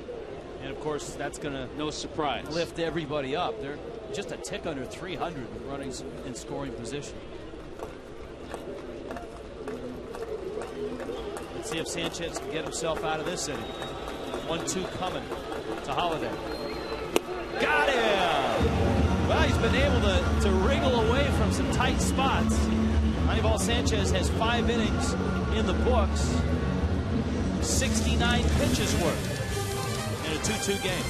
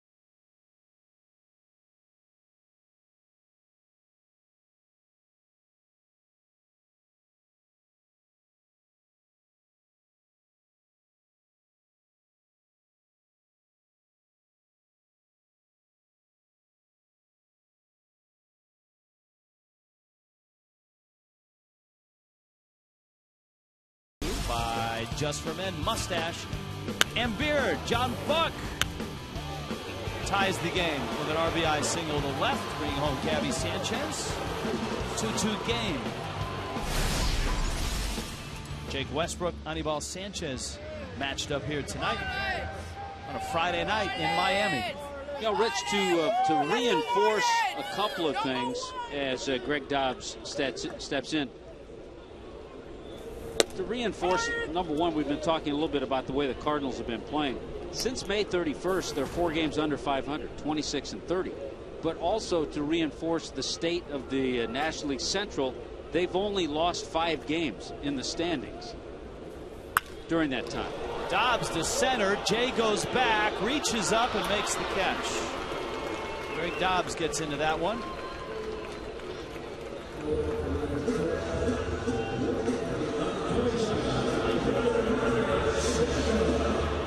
I think the National League Central is going to come down to certainly September. Right now, Milwaukee with a 3-game lead, and whoever gets hot. Somebody's going to get hot, and then they're going to separate themselves from the second-place team.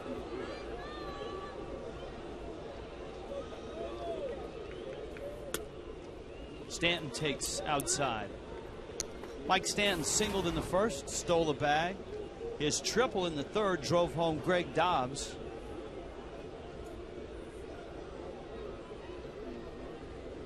We've had this discussion before.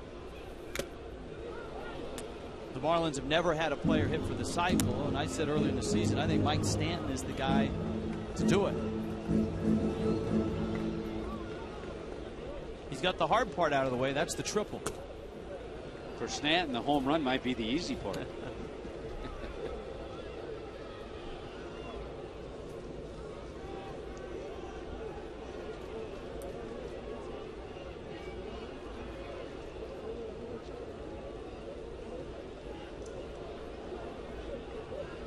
Talking about the National League Central, the Pirates, they've dropped 7 straight. That one popped up, and Albert Pujols is there, and he makes the catch.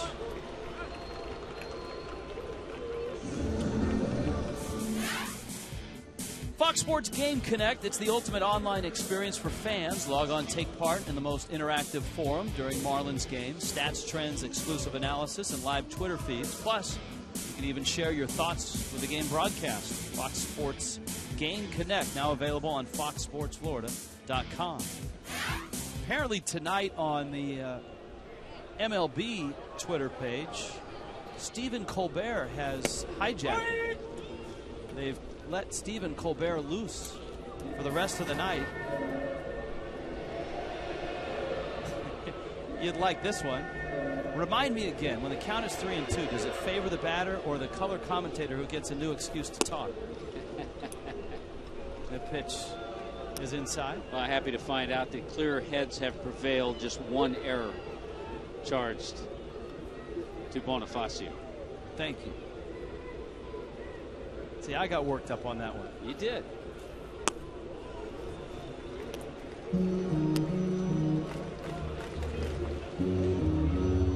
Westbrook now falling behind Morrison. Loma was robbed of a hit by Albert Pujols that also saved a run on a diving stop to end the 3rd inning. Morrison walked back in the 1st. The reason Lomo's had some nice patient at bats, he's been able to lay off that changeup. Stephen Colbert tweets, if I'm in charge of MLB tweets, I can do trades, right? Cardinals, I'll give you 2 cameras and a teleprompter for Albert Pujols.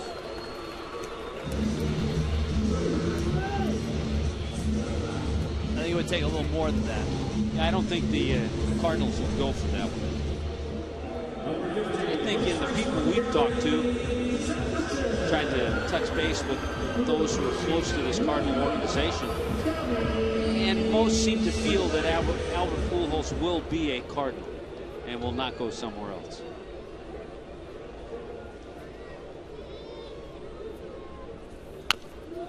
Gabby a swing, and it comes off the end of his bat. And one of the reasons why is, and I think we've touched upon this year, the big market teams that would be in the market for a Prince Fielder or an Albert Pujols are in financial distress. The Dodgers and the Mets. And the Yankees and Red Sox don't need a first baseman. And the Cubs have some awful contracts on their books, but some of that will clear, and that may be the main competition. And picked off at first is Logan Morrison. Talked about it, slow to the plate, quick to first. So Morrison picked off. That's how the 5th ends with a thud.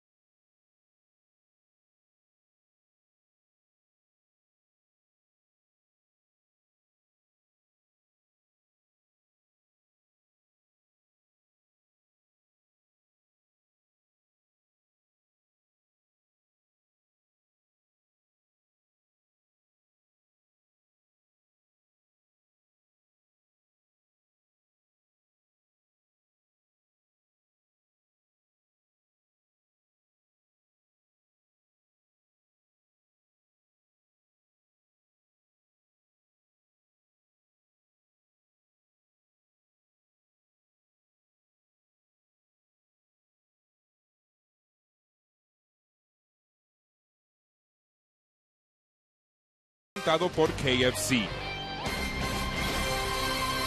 Cookie and Raul will join us now in a 2-2 ball game. Hey, Tommy, Richie, how are you? You got the memo on the orange shirts just like us. Yes, sir, we absolutely. did. We finally matched. All right, we got the fan club shirts tonight. This is a team. Hey, Cookie, it seems like every time Jack makes a little change, it works out. And he made a little change with Mike Stanton hitting third tonight. What do you think? Well, I think that Mike Stanton is one of the best players that we have seen in the whole year. That the progress that this kid has made in everything. In hitting, being more patient, not trying to swing for the fences, just making contact sometimes. And then his defense in the outfield has been outstanding. And I think the credit should also go to Andre Dawson, who has been working with him constantly during the whole year. And he even said that he has some time to stop Mike Stanton because he works so hard and continuously that, you know, he's got to take a little bit of a rest. But the type of player he is, the character that he has, he's going to be a tremendous ball player, I believe, in the National League. That's one of the things we heard about Stanton coming through the minor leagues is that he never made the same mistake twice. That's a pretty good pitch from Sanchez. I know they're asking for a check swing, but I think Sanchez was hoping for a called strike.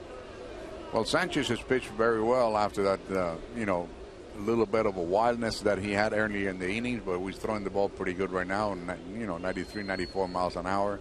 Changing speed, and the one thing that I've noticed this night is that he's been able to pitch inside. And I think when you have these three hitters that they have, Holiday, Bergman, and Shoemaker, and Pujol, you got to come with that ball inside to set up your pitches. Let's see what Berkman gets. 3-2. He tripled his last time up, and Sanchez gets him. A good sharp breaking ball. So one out here in the sixth. Guys, have a good show tonight. All right, Richie. Thanks, guys. Tommy. You too. All right. You bet. That was a nice sequence by Sanchez because the pitch was a strike. You saw it on Fox Tracks, and he didn't get the call. Didn't throw a fit. Didn't get angry. Just got back up on the mound and ends up striking him out. Kind of reverse. Remember the last time up for Berkman? He had a couple of questions to the home plate umpire and pitches that he didn't think were strikes.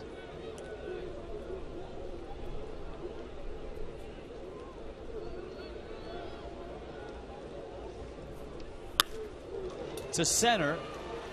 Cameron plays it on a hop.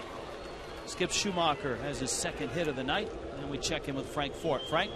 Thanks, Rich. Of course, we're wearing our Marlins fan club polo shirts tonight. We're with Walter Morris from the fan club. And, of course, they're decked out in their lime green T-shirts, so we look very tropical. How long have you been a member of the fan club?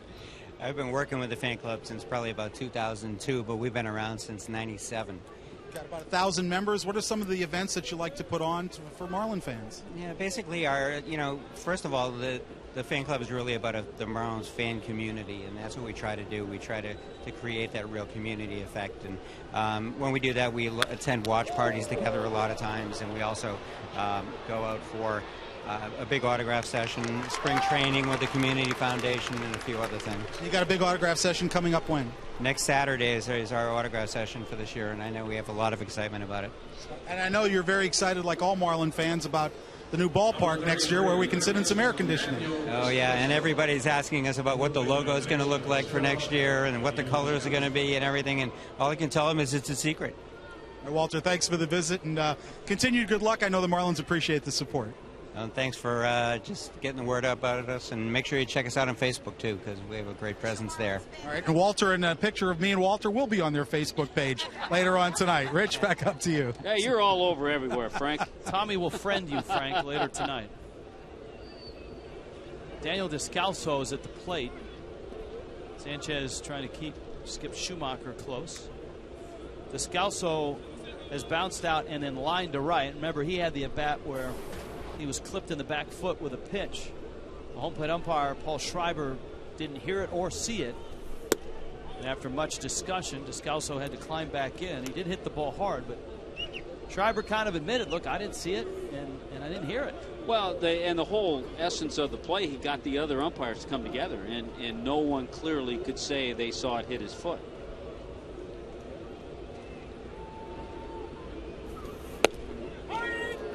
Outside corner, and it's 1-1.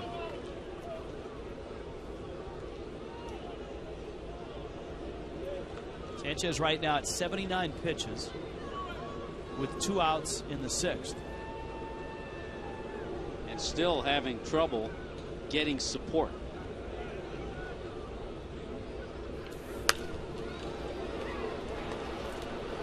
They mentioned pitch counts last night in San Francisco. The Phillies beat the Giants 3-0. Cliff Lee with the shutout. 7-hitter, no walks, through 106 pitches. Matchup of last year's National League Championship Series. Jonathan Sanchez, Vance Worley matchup tonight. Reds lost today 4-3. The Cubs beat. Ryan Dempster is now 9-8. Tony Campana hit his first big league homer, and it was at inside the Parker. A la Bonifacio. Cubs have won 6 in a row. Here's the 1-2. Now, correct me if I'm wrong. When we were in Chicago, didn't we look it up, and Campana had never hit a home run as a professional? At any point in his professional career.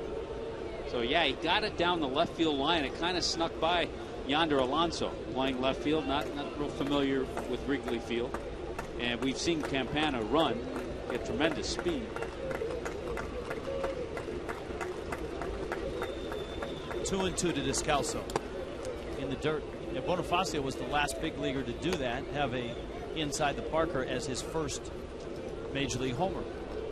Can you give a guy the silent treatment on an inside the park home run?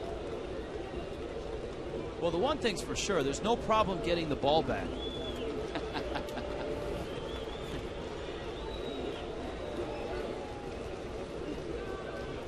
(3-2), swing and a miss. Sanchez strikes out Daniel Descalso. 6 innings in the books. Bottom of the 6th. Marlins Cardinals 2-2.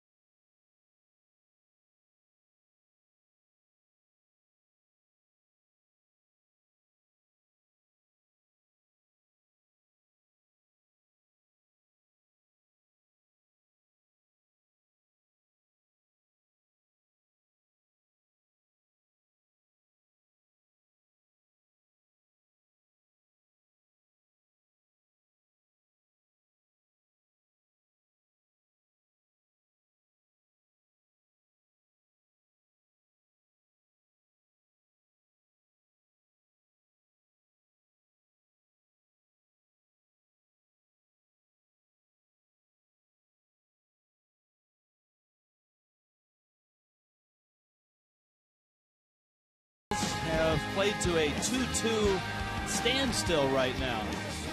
Either Jake Westbrook or Anibal Sanchez have had their best stuff, but they've had good enough stuff that they've been able to get out of some tight spots and keep it a close game and a low-scoring game. Perfect example, Rich. You talked about both pitchers making pitches when they need to. Anibal Sanchez, a great changeup to strike out Descalso to end the inning. Gabby Sanchez was at the plate when Westbrook ended the 5th inning by picking off Logan Morrison. So Gabby's back up there. Mike Cameron and Joe Thurston arrive with him here at the bottom of the 6th inning. Gabby hammers that ball just foul. He singled the left and scored on the John Buck single back in the fourth. On a night where his college coach is here, Jim Morris not only interviewed by Allison Williams, but also tearing down the number on the left field wall, 23. That's the number of games left here at Sun Life Stadium. Here's the 0-2. Any chance you get to take a peek inside that new ballpark? I know Billy's bunch tomorrow. The kids are going to be down there in the new ballpark. What a thrill for those kids. The new promos and the new commercials with some of the Marlin players in the new ballpark. Very cool as well as Gabby swings and misses.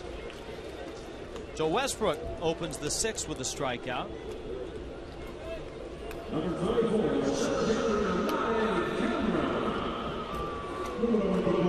To commemorate the Marlins' history as the Florida Marlins, we want you to help us select the top memories from the team's 19 seasons. Go to Marlins.com, cast your vote for the top memory. It'll be at closing day on September 28th when the winning memory will be revealed. Well, not so good news. We're to assume that with Brian Peterson pinch hitting for Mike Cameron in this situation, that wrist is not getting better as the game has gone on. And so Peterson arrives. He's done a real nice job this year, defensively and offensively. Pinch hitting. I know you look at his season numbers, and that doesn't reflect the at-bats that he's had over the last 3 weeks. Most of those at-bats coming off the bench. There was a stretch where he came off the bench and 3 or 4 times hit the ball hard, but right at guys.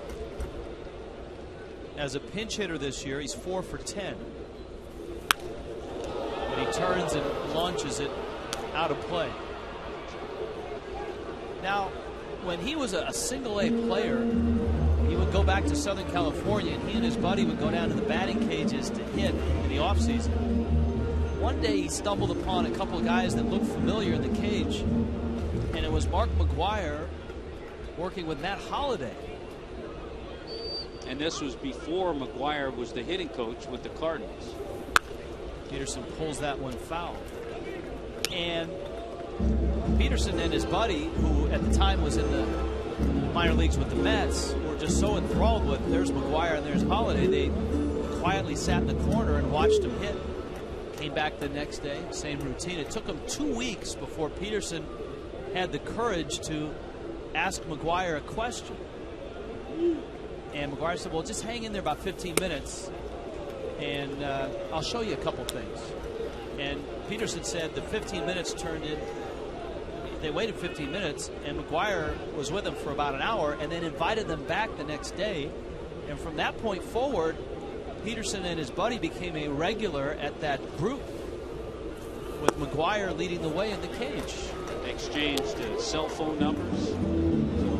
A lot of knowledge Brian Peterson, as a minor leaguer at that time coming up, was able to gain. And then shortly after that, a year or so after that, McGwire took the position as the Cardinals hitting coach. 3-2 coming. Peterson fouls it off. I asked Tony La Russa about McGwire, and I said it last night. I don't think McGwire gets enough credit for what the Cardinals have done offensively this year. They're leading the league in on-base percentage, batting average, runs scored. There's a grounder out to second, and Schumacher throws him out. All right, we got to freeze something here, just like my story. The Coors Light freeze can. What are we freezing? Oh, the monkey. And Frankfurt. The Frostbrewed Coors Light freeze can.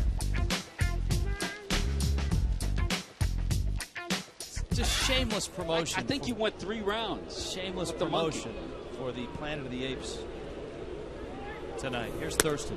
Anyways, La Russa said this. He said, the best thing about McGwire is that he has never, ever heard McGwire say to a hitter, well, when I used to play, this is what I used to do. McGwire is a guy who obviously had a very special skill and was a big guy, but in La Russa's words, works with each hitter individually.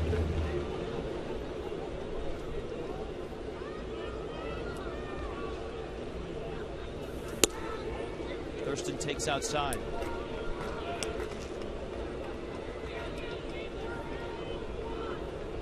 Westbrook due up first when the Cardinals hit. You wonder if this is going to be his last inning. He's thrown 105 pitches.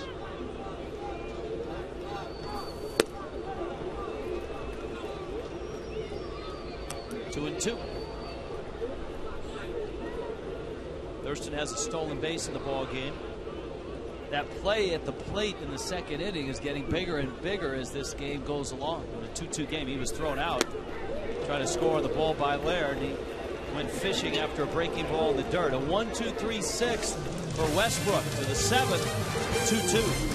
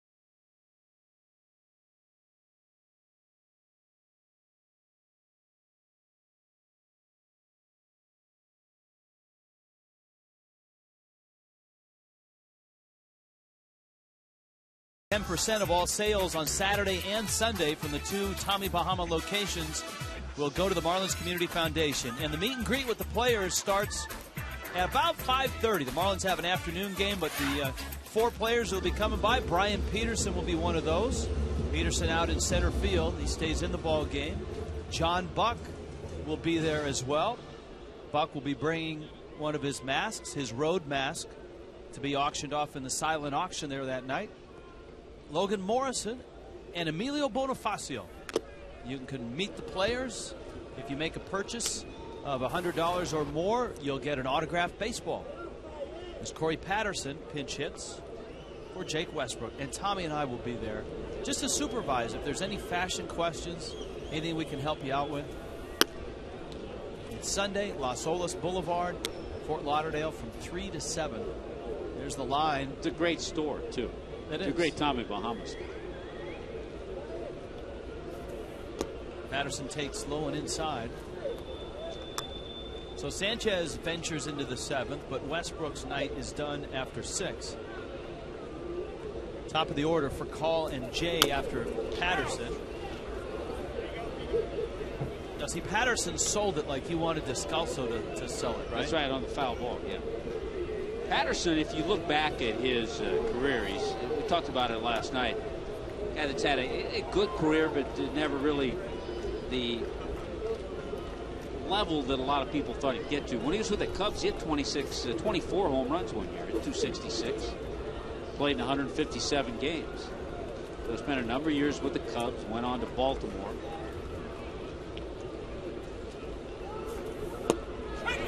Struck him out. Good sharp breaking ball.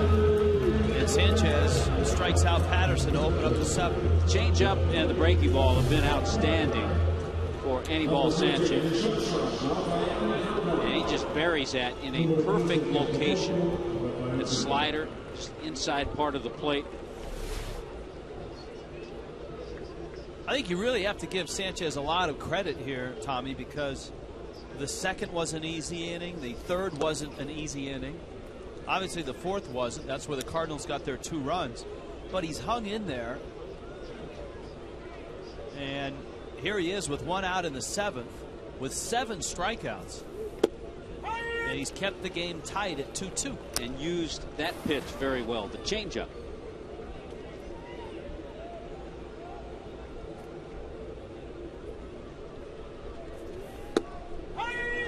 Call takes a strike. And it's 1-2.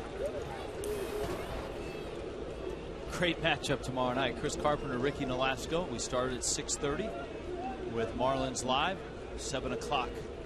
Game time. Slow tapper. Bonifacio in the dirt. Gabby bails him out, digs him out.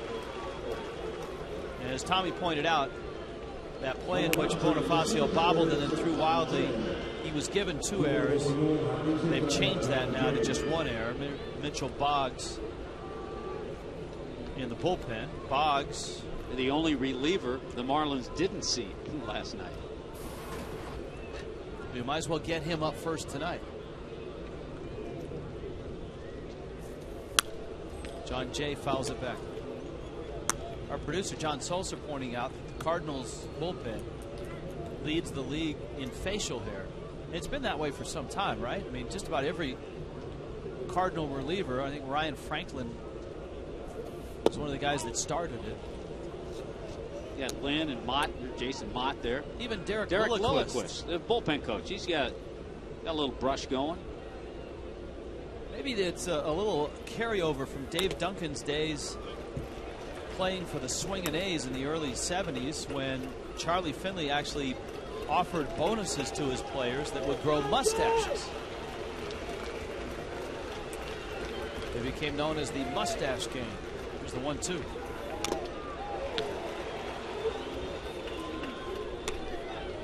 Charlie Finley didn't give out too many bonuses. Not too many. Guys jumped on that deal. Yeah. Ask Jack McKeon. Jack has some great stories about working for Charlie Finley.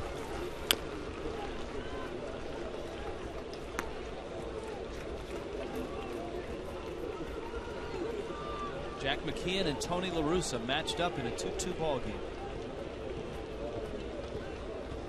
Jack's lineup card getting pretty thin now.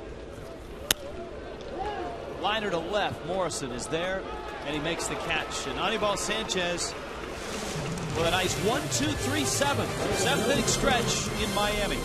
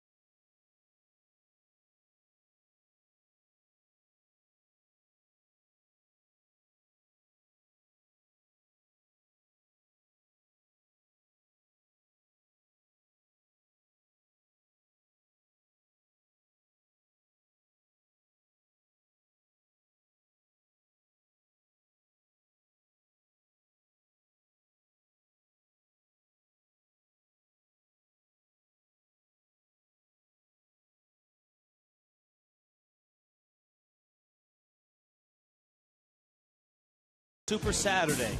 The post-game concert is Gilberto Santa Rosa, presented by Coca-Cola. The Marlins take on the Cardinals, of course, 7:10 first pitch. And fans get a Logan Morrison baseball cap, courtesy of Preferred Care Partners, 1-877-MARLINS, or go to marlins.com.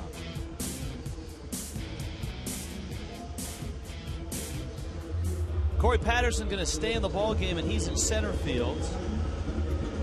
And as expected, Mitchell Boggs out of the bullpen. Boggs comes in, and he will face John Buck.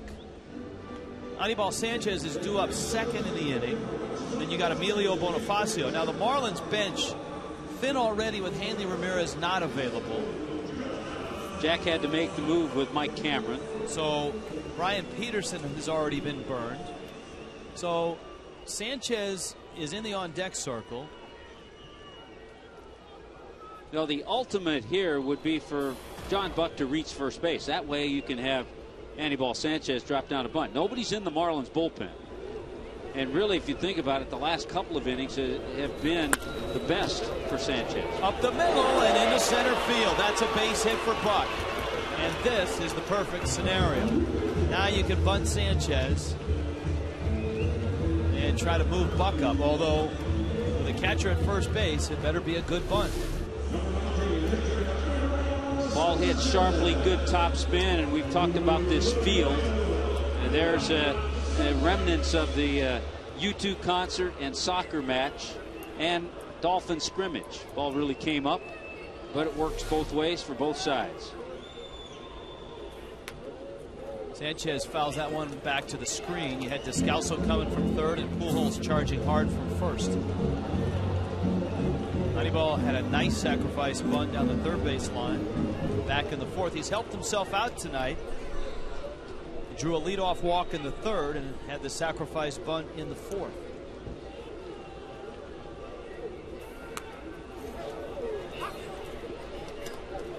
Now it's 0-2. Yeah, this is not easy because he has both Descalso and Pujols just coming after him.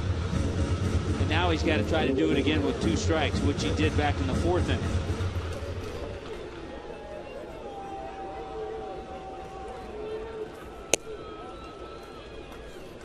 One and two. Of course, the reason La Russa made the double switch is because of the way he used his bullpen last night. He wants to get as much out of Boggs as possible, a couple of innings at least. Whoa, that one pops out of Laird's glove, but Buck has to hang on at first.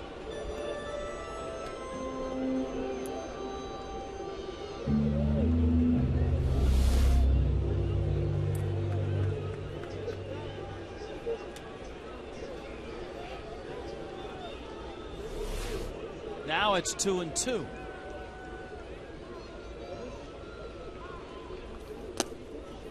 And Sanchez, who was behind the count 0-2, selectively now, and part of it was self-preservation on that one up and in, has run the count to 3-2. Yeah, all of a sudden, Boggs having trouble throwing the ball over the plate. So Sanchez in a great spot here. He just has to bunt a strike. He does, but it's foul. And so Buck will come back to first. It goes as a strikeout. And Emilio Bonifacio comes to the plate.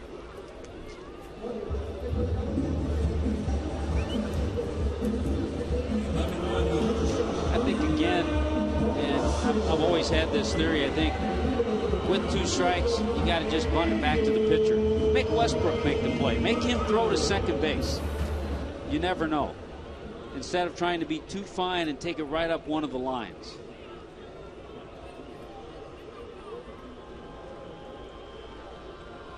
Bonifacio 0 for 3.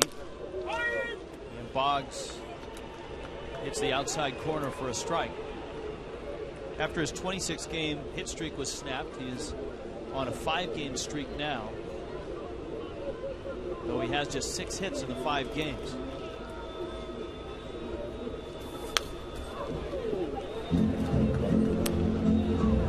Bonifacio now has hit in 31 of his last 32 games.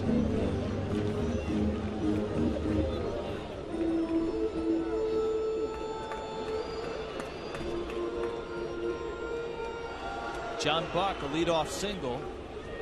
The Marlins, who out-hit the Cardinals last night, are out-hitting them tonight 7-6. Both teams have an error.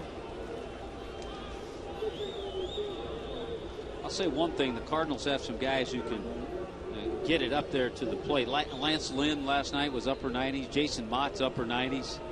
Boggs 97 with that last pitch.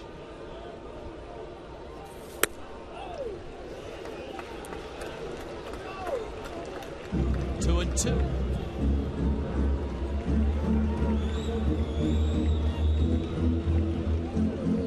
So 98 on the high side, 93 on the low side.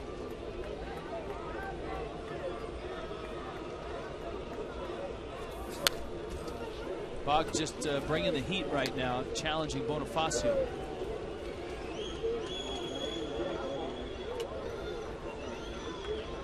Westbrook's night, 6 innings. He threw 106 pitches. Did Jake Westbrook. He struck out 4, and he walked 3.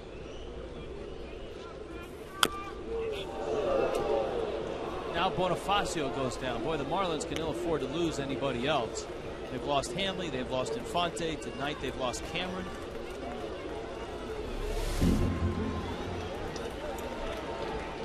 Ball just right off that front foot.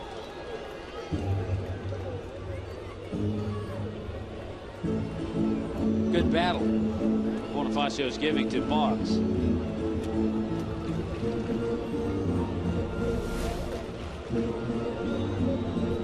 The count's still 2 and 2. Buck does not have a big lead at first.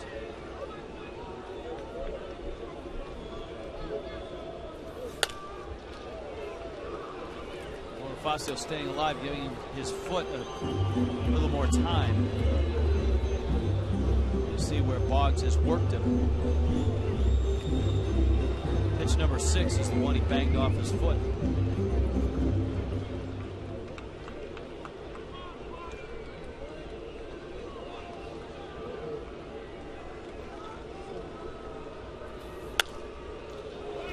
Good AB right now. It stays 2 and 2. Pirates are getting hammered again tonight. San Diego 10-4 in Pittsburgh, the bottom of the 6th. Wow, the Pirates in jeopardy of making it 8 straight losses. Another 2-2. Struck him out. And so Bonifacio goes down looking. Tell you what, he made Mitchell Boggs work. He finally gets him with a fastball. Thought he tried to stay off a bit, but it was in the zone. A high strike, but a strike.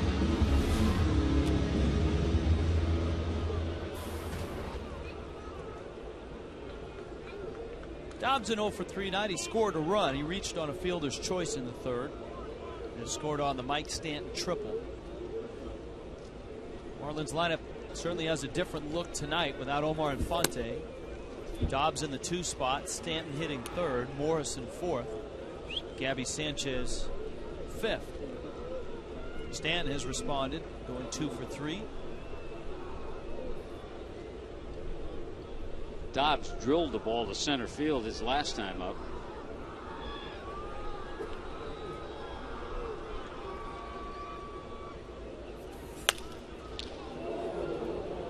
Skims that one down the line, just wide of the bag. Ball and a strike.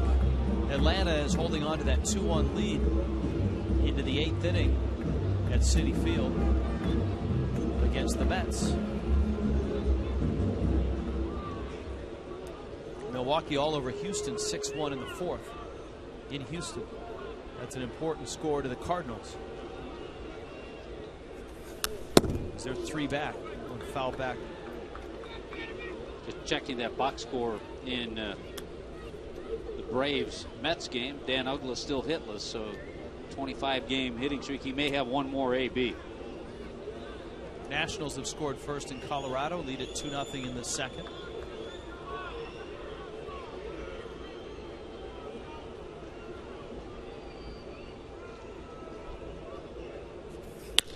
Dobbs strokes that one to right field. Berkman there, and he stumbles into it and makes the catch. Not a thing of beauty, but Lance Berkman gets the job done. Mitchell Boggs escapes the 7th.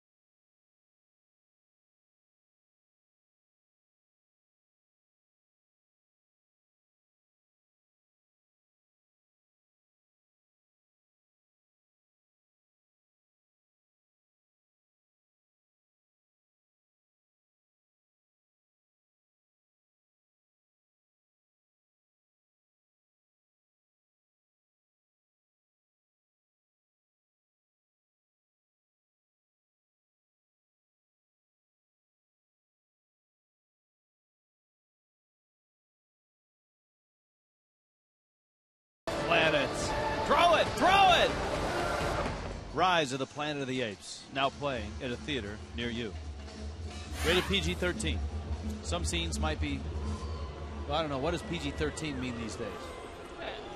An ape may say a bad word. Maybe a little ape violence. Ape language, bad ape language? Yeah. Albert Pujols takes a strike. Well, not only is Jack sticking with Anibal Sanchez, but he's sticking with Anibal Sanchez, and he gets Pujols, Holiday, Berkman in the 8th. So a real test, and Pujols hits one to deep center. Peterson back, looks up, it bangs off the wall. Peterson plays it well and holds Pujols to a double. That's a nice job by Brian Peterson in a tricky corner. 434 feet worth of double. Boy, Albert Pujols can hit some of the hardest line drives. This into the deepest part of the park, and you're right about Peterson. You're not sure how this ball is going to carry him off the wall, what direction it's going to go. Peterson right there for it, and if not for that, Pujols is at third base.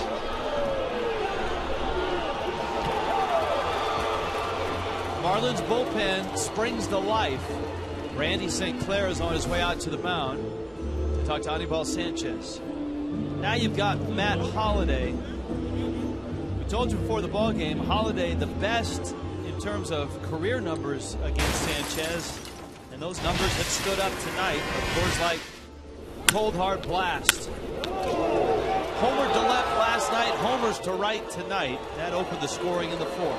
Sanchez got him his last time up, was able to strike him out on a good off-speed pitch, but the bullpen starts to get busy quickly.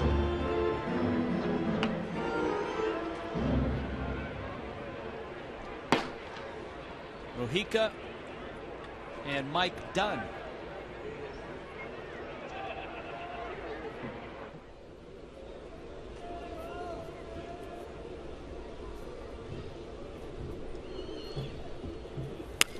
Holliday shoots it to the right side. Thurston picks it up, flips to first. What a lesson to any young hitter. Here's a guy, Matt Holliday, with 18 home runs, a power hitter, a guy who can drive the ball out of any ballpark. He gave himself up right here. Pitch inside's a good pitch by Sanchez. Just to hit a ground ball to the right side in a tie game in the 8th inning to move Pujols over to third. All right, now this sets up the Anibal Sanchez-Lance Berkman matchup. 1 for 3. That one was a triple over the head of Mike Cameron back in the 4th. And by the way, tonight, a double from Pujols, a triple from Berkman, and a home run from Holliday. Infield's in.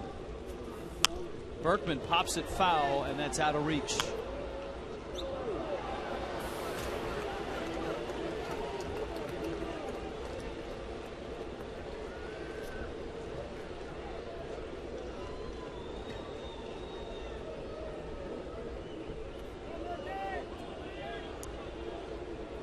Oh and 1. A check of Pujols. Berkman pops another one down the line. In comes Morrison. Out goes Bonifacio, and it lands just foul. Well, 2 good pitches to get ahead, 0-2. Now it's up to Anibal to really reach back and make a perfect pitch to get Berkman.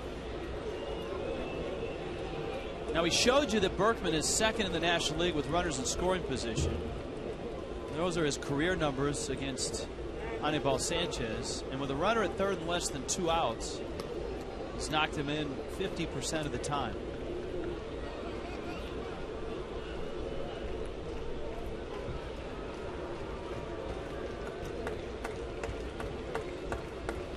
Oh, 2 pitch. In the dirt. Buck smothers it.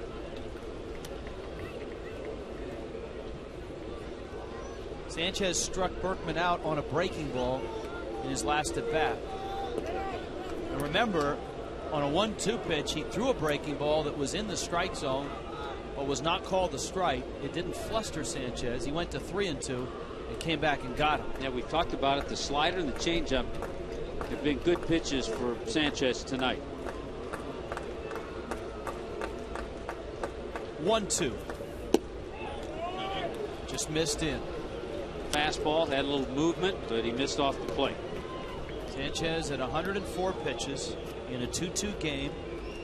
His skipper one step up in the dugout. He's got a lefty and a righty ready in the bullpen. Hoping Sanchez can get out one of the best hitters in the National League with Pujols 90 feet away. The 2-2. Driven in the gap in right center field, and Berkman does it again. Off the wall it goes. Pujols will trot home, and Lance Berkman, the big Puma, with a triple and a double tonight. The double makes it 3-2. And that pitch is going to take Andy Ball out of the game. Fastball out over the plate, hittable. He got to a point where he had an opportunity to make a perfect pitch. He wasn't able to do so. A mistake to a good hitter, and Berkman capitalized. So Sanchez, a frustrating night again. His ball club hasn't scored him runs, and he exits down 3-2 here in the 8th. When you need a car.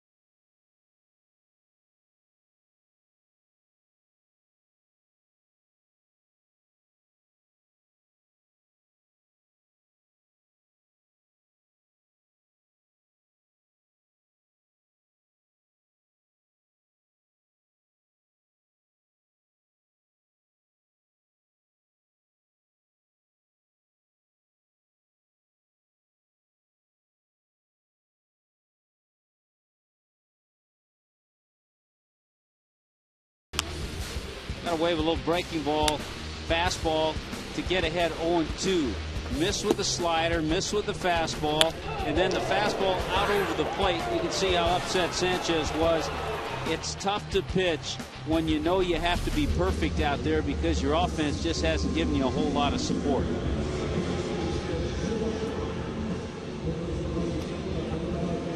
So Berkman with 2 big hits in this one, the triple and the double. Mike Dunn comes on and he gets Skip Schumacher. Schumacher has 2 hits. And the Marlins try to keep it at a run with 1 out here in the top of the 8th. 5 hits for Schumacher in the series already. Well, in a 4-game series, when you get off to a good start, you're thinking to yourself, I like South Florida. I could have a good time here this weekend. Yeah, you start to get on a roll, and you know he's in a great spot. He hits behind those 3 tough hitters, and then all of a sudden, okay, here he comes, and he's a good hitter. Bottom line, he can swing the bat. Usually somebody's on base when he gets to the plate. In a couple of years, 08, 09, Schumacher was a 300 hitter. Hit 302 in 2008, 303 in 09.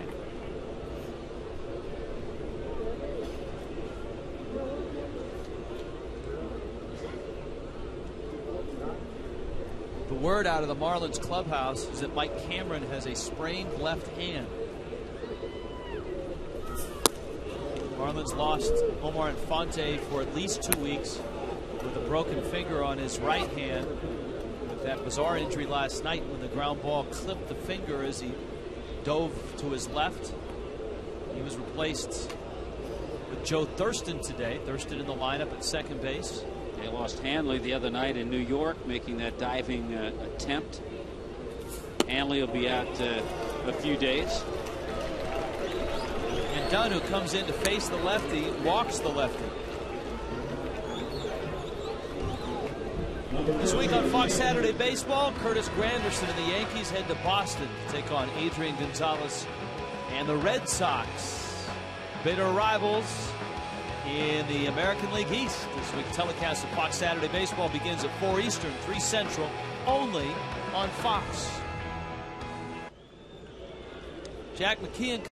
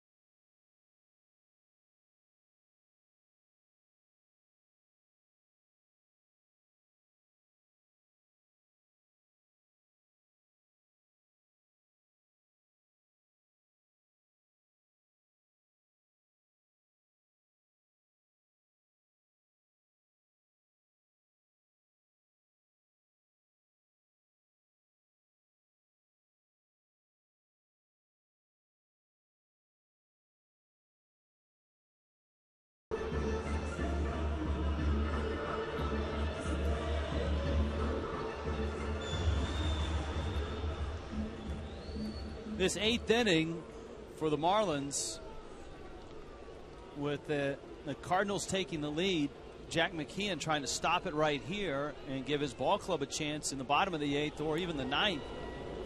With the Cardinals trying to bust it open, Gerald Laird with runners first and second. Mujica's pitch is fouled back.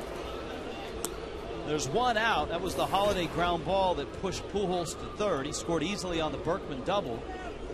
Dunn in to face Schumacher, walked him. And Mujica has a guy up there who, if he hits a ground ball at an infielder, is going to hit into a double play. He'd love to get that.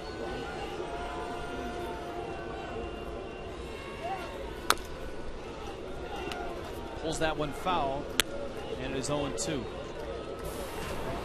Edward Mujica having a terrific year out of the bullpen. Of course, he's been, as Jack calls him, his lucky charm. 8-3 on the season. One shy of matching the Marlins club record for relief wins. Rob Nen in '97 was 9-3.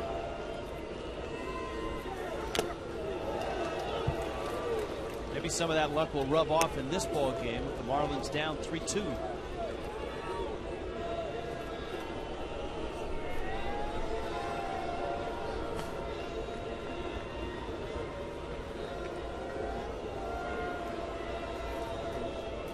Schumacher and Berkman out there. 0-2 pitch. As a staff, the Marlins bullpen leads the major leagues with 24 wins. I don't know if that's good news. Yeah, it's hard to interpret that. It's nice for the bullpen, but I don't think it's good news. You want those wins coming from your starter. By the way, in '97, Rob Nen had 35 saves, too, to go along with that 9-3 record.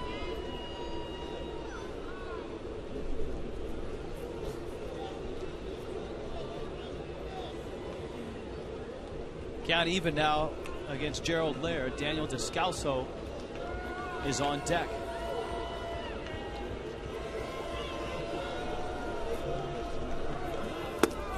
got him with a fastball. 93 miles an hour. Laird goes down. I think every once in a while Mujica surprises a hitter and gets that fastball up to 93. He kind of sits around 90, 91, and then throws that split. He'll use some sliders, and that time got it up there a little quicker and threw it by Laird.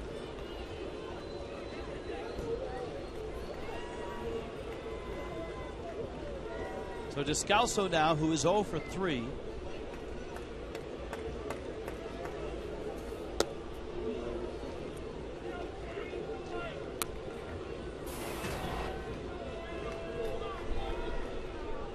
Remember, we told you that Descalso has had many hits late in ball games that have been big for the Cardinals. Swings over a changeup. 1-1.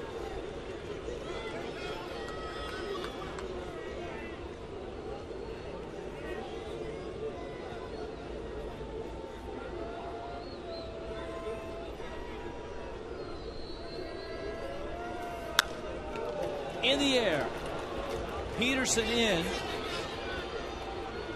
And Bryan makes the catch, and Mujica finishes the inning. But the Cardinals take the lead. Lance Workman's double. It's 3-2.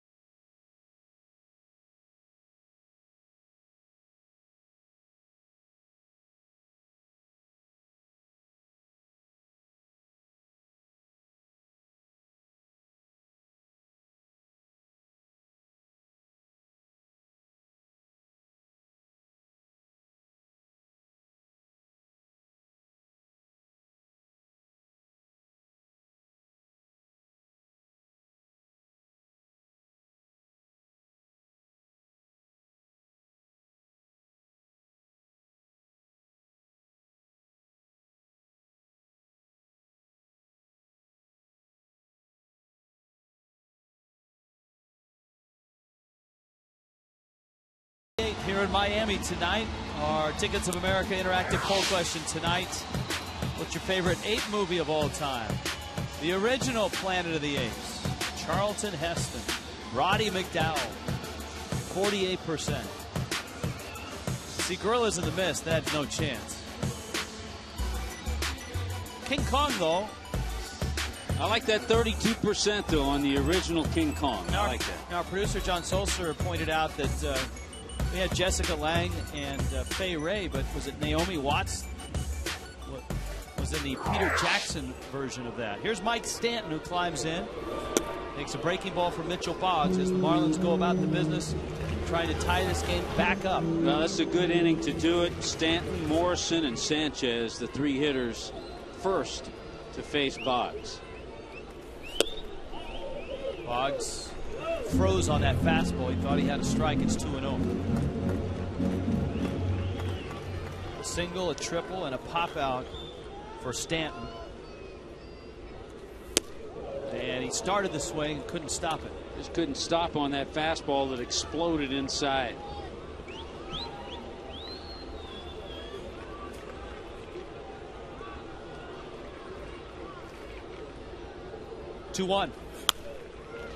Boggs has to be feeling pretty good on the mound right now. I mean, this is his ball game to win.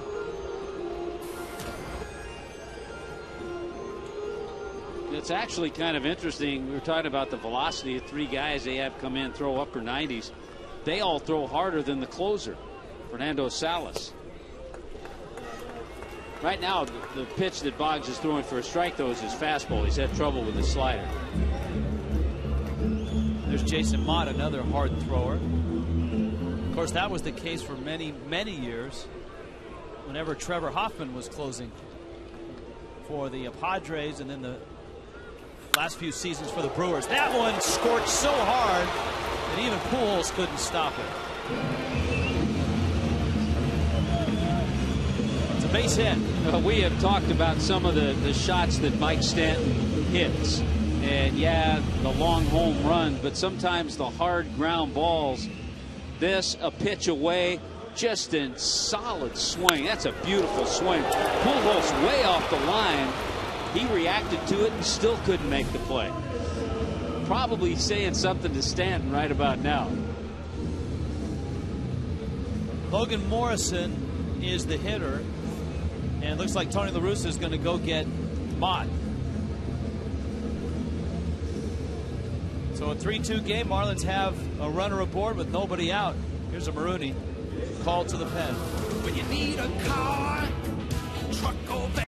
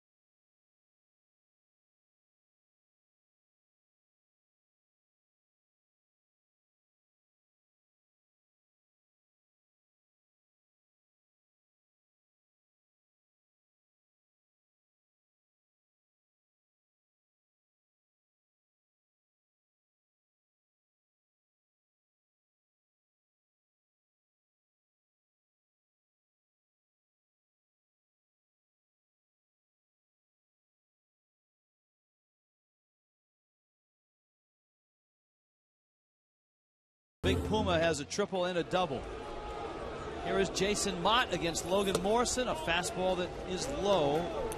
As Tommy has described, everybody out of the bullpen seemingly in the high 90s, and Mott is right up there with them. Yeah, they don't let you down there in that Cardinal bullpen if you can't break 95.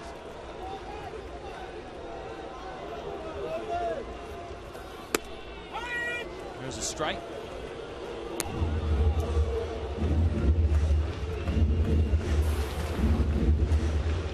Couple walks for Morrison. Diving stop by Pujols kept him from a hit in the third inning. And that was a big play as well. That kept Stanton from scoring. Pujols diving to his right, then rolled over and from his backside threw Morrison out. That was a near run for the Marlins. The play at the plate where Joe Thurston was thrown out in the second to finish the inning. That was an enormous play. 98, 1-2. Yeah, you can see why Jason Mott is doing what he's doing. Back in 04, as a catcher with the Palm Beach Cardinals, he hit 174, struck out 94 times, and walked 6 times. So he had a good arm behind the plate, struggled with the bat.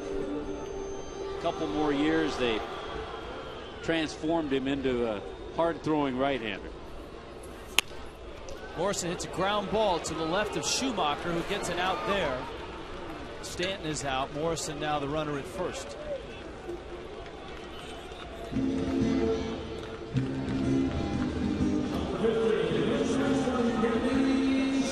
It's Gabby Sanchez who comes to the plate. We've got Brian Peterson on deck.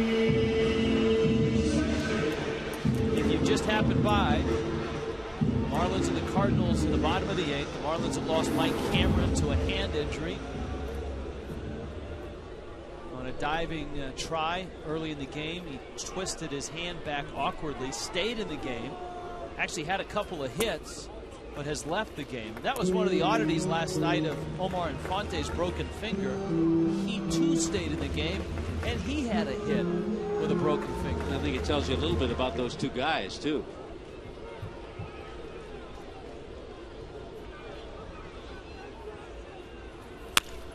Gabby, a chopper in the hole for call out there, and Pujols couldn't dig it. Schumacher had Morrison bearing down on him. So Gabby is at first, but there are 2 outs now. Ball has to go to the hole. It's still a pretty good one, but I think because of Morrison coming after Schumacher, not able to pick it was Albert Pujols. So I think certainly the slide of Logan Morrison affected the throw of Schumacher. So 2 force outs at second, and now Peterson. Brian came in when Cameron left, hitting for him in the 6th. He bounced to second.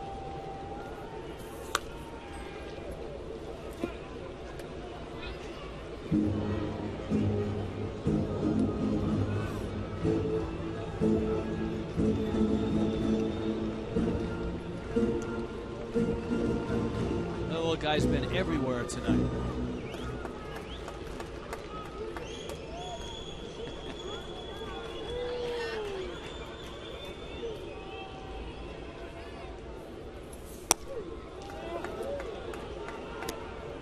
You know, we were talking a week ago about how tough it is now.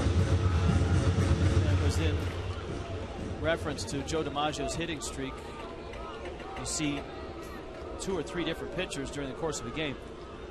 You also see guys blowing 97, 98 with regularity now. I mean, you know, just 15, 20 years ago, if you threw in the mid-90s, that was overpowering. Yeah, back in those 30s and 40s, you see that same pitcher who maybe would be tiring a little bit later in the game.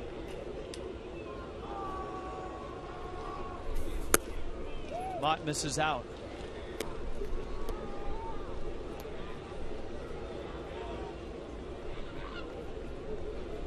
Peterson with the count 2-2.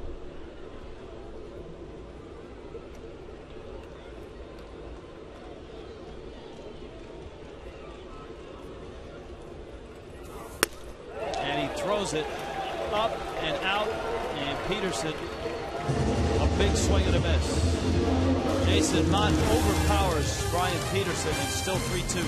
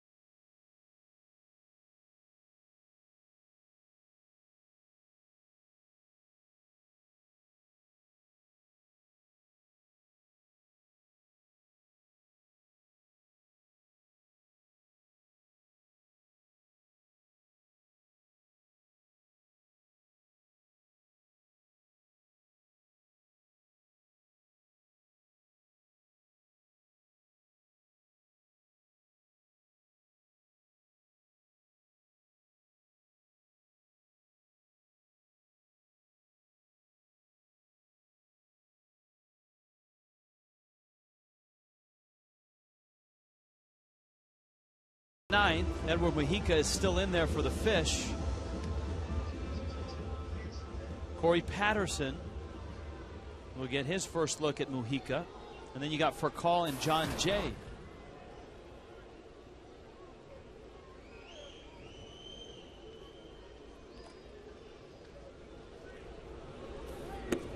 And Patterson takes down low. Now the Marlins out of the Cardinal bullpen have seen 2 hard throwers, Mitchell Boggs and Jason Mott.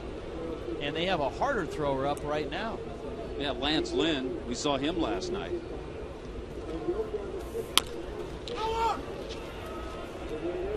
Gabby steps on the bag. We check in with Frank Ford. Thanks very much, Rich. I want to remind you, after the ball game, immediately following Marlins Live postgame, we'll debut our newest edition of Inside the Marlins. We take a look at life in the low minors. Welcome to Pro Ball, Jamestown, New York. It's the entry-level team for most of the college guys the Marlins just drafted in June. And the manager there is Dave Berg, former Marlin infielder, spent 4 seasons with the Fish. We'll have him mic'd up for a game. He talks about his role in trying to develop the young players with the Jamestown Jammers. That's Inside the Marlins. Welcome to Pro Ball, Jamestown, New York. That's right after Marlins Live postgame. We'll wrap up tonight's game. Allison Williams will have some interviews, and Jeff Conine will join me for the analysis of tonight's Marlins-Cardinals game immediately following the game's conclusion tonight. Rich and Tommy? All right, Frank, we look forward to that. Maybe the monkey will make an appearance on Inside the Marlins. A special video tribute after the ball game on Marlins Live.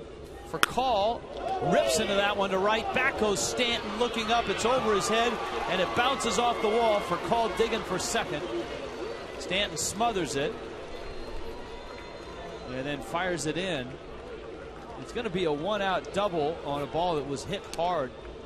It may have fooled Stanton a bit in right field. Yeah, we talk about it often. The hardest ball for an outfielder, any outfielder, is the one directly over their head. And this one is hit harder, I think, than Mike Stanton thought. And then it's directly over his head. So you don't know whether to go left or right. He gets kind of crossed up in between, is able to hold for Call to the double. But he wouldn't have caught the ball anyway, I don't think, because the ball was hit so hard.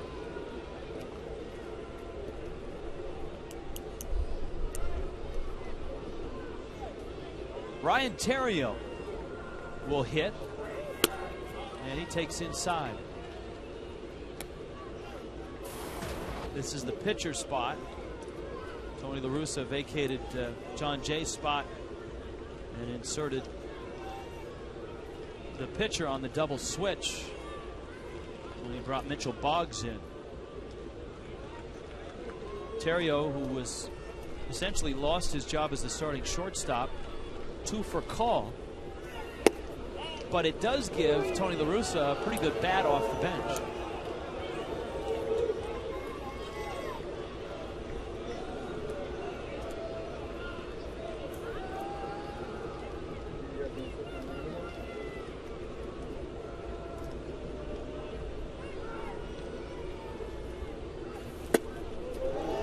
Talked about at the beginning of the game, Rich. La Russa working with a really short bench as well. Yeah, Yadier Molina suspended, and David Freese out with the slight concussion. We talked to Tony before the ball game. He wasn't sure if Freese would be back this weekend or not. They're still kind of taking it slowly.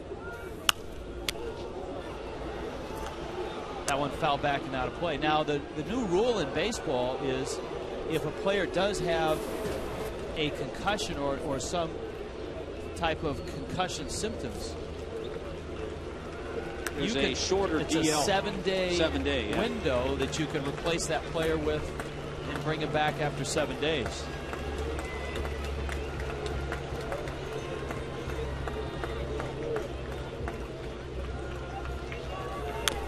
It makes it easier for a team to err on the side of caution and sit a guy down for a week rather than sit him down for 2 weeks. So you would believe that the fact that they haven't done that move, that they feel Freese might be ready in a couple of days. So that's good news for David Freese.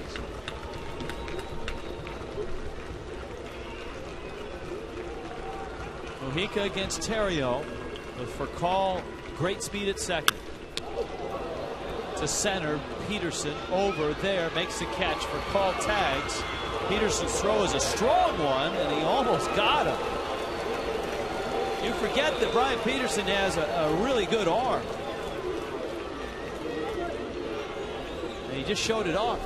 Yeah, a lot of scouts in attendance will take note of that. Perfect throw, 2-on-1 hot. Just a little bit late, but strong, especially considering where Peterson was when he made that catch. Yeah, but for call speed, you assume that that wasn't even going to be close. Now Pujols. All of the big three have done some damage in this one. Pujols is just 1 for 4, but his double in the 8th inning started the inning. He scored on Berkman's double. Holiday has homered. Berkman has a triple to go with his double.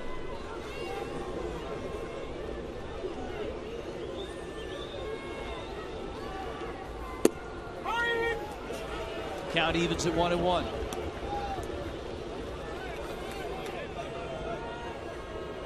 Final year of his contract.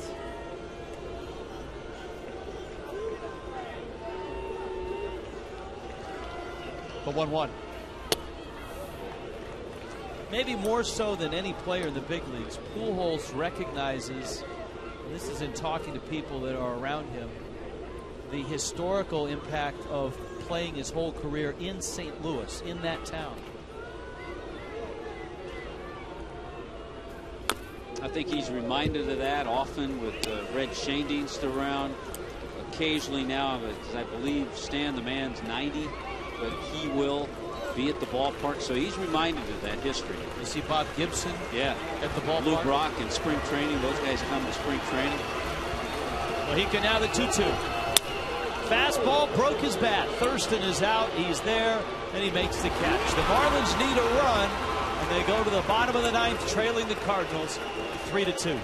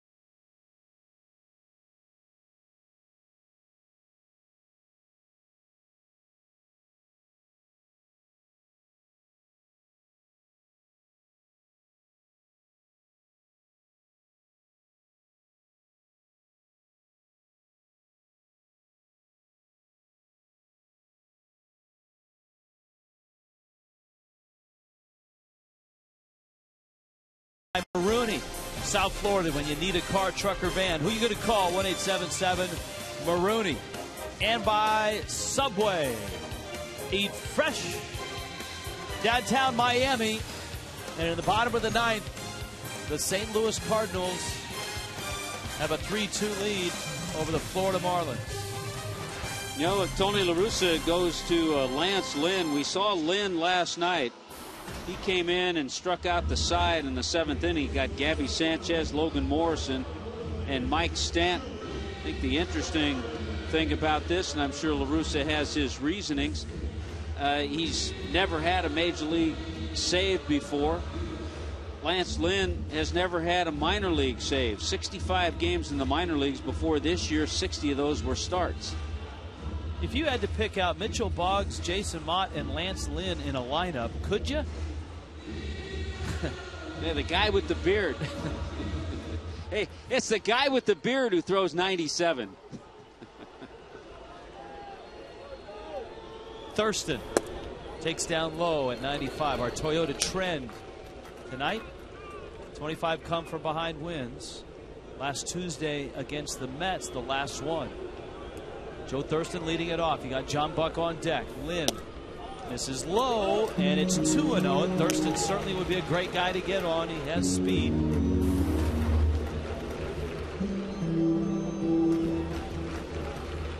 For 3 in his Marlins debut.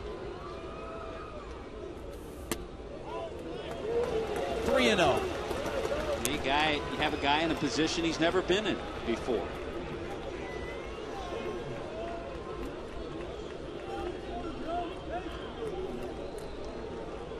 Let's see what 3-0 brings from one Lance Lynn. We talked about their closer, Fernando Salas. He picked up his 20th save last night, but remember he had to get an out in the 8th inning. 3-1 coming. Hit hard into right field, a base hit. So Joe Thurston's first hit as a Marlin is a rather important one. A leadoff single, down a run here in the 9th.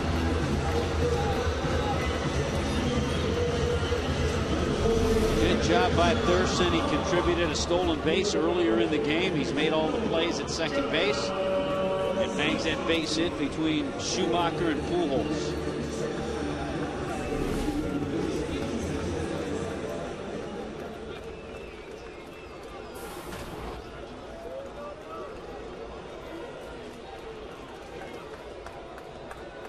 Now Buck bunts it, first base side, Thurston to second, and John Buck perfectly executes a sacrifice bunt.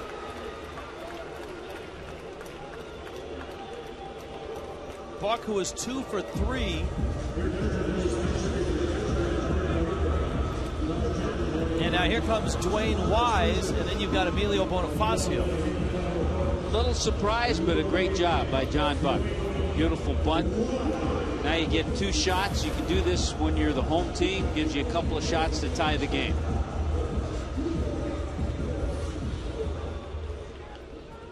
So Thurston's at second. Wise is at the plate. And Lance Lynn looking for his first professional save.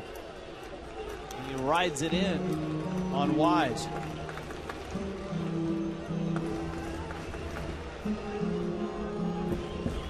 As a pinch hitter, he's delivered 4 times. Yeah, last couple of times he's been able to get a base hit.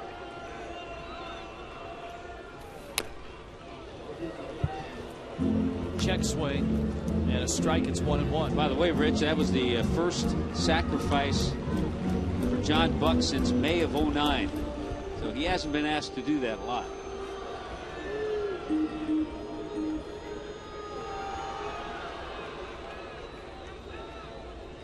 Bonifacio on deck. If it gets far enough, Dobbs follows him. And Lynn with a fastball. It's 2-1.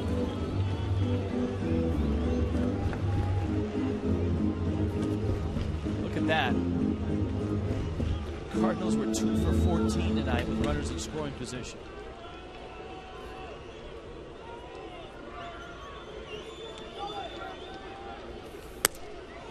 Three and 1. Well, how long does La Russa go with Lance Lynn if he continues to be all over the zone? Well, just as you started saying that, there's been a little movement down in that bullpen. Still nobody warming up, though. 3-1 to Dwayne Wise. Joe Thurston, the tying run at second in the 9th with 1 out. And he walked him. Wise is aboard. La Russa to his pitching coach Dave Duncan. Still nobody up in the Cardinal bullpen. You can see Derek Lilliquist sitting right by the phone. The only lefty they have down there is Sepchinski. And of course, your point is a good one because you've got Dobbs on deck. And remember, Dobbs faced him last night and got a base hit against him. Yeah, and if La Russa was thinking about that matchup, he'd have him up already, and he's not up. lot of that's been the use of his bullpen, the fact that Salas has thrown a lot. So he's had to go to Lance Lynn to try to close this one out. And the Marlins have an opportunity.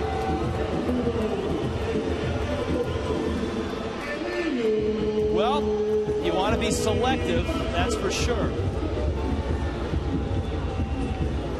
So Bonifacio steps in. I think Bonifacio has to do what we've seen him do over the last month and a half. Be patient against Lynn, because he's having trouble throwing strikes right now.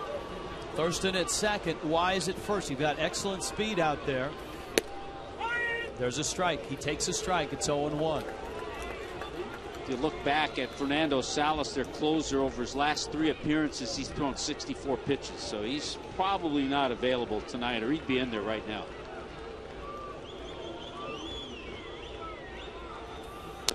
Breaking ball. Lynn finally throwing an off-speed pitch. So it's 0-2.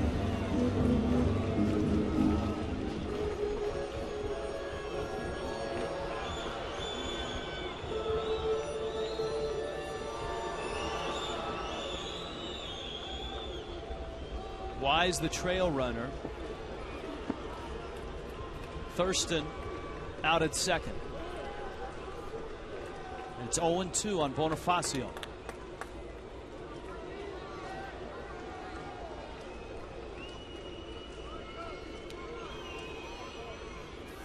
O2 is up and out. It's a fast outfield track. You got Holiday out in left. Remember, it's Corey Patterson now in center and Lance Berkman in right, if you're thinking about a play at the plate. 1-2. Got him. Wow, Lynn strikes out Bonifacio, who has struck out 3 times tonight in an 0-for-5 night. Tough night for Bonnie. And it's up to Greg Dobbs now.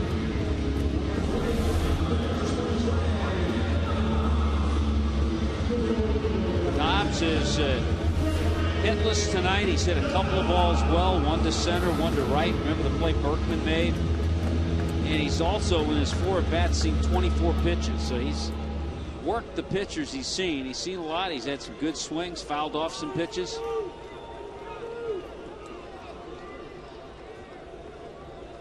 Two outs. Stanton's on deck. Lance Lynn to the plate with a breaking ball that misses away. And it's 1-0. Dobbs has got a pretty good idea. He's going to see a fastball here. But catching up to it is a whole nother thing.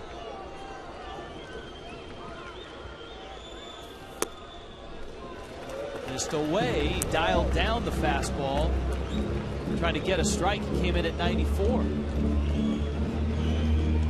Thurston opened the inning with a single. Buck sacrificed him up. Wise walked.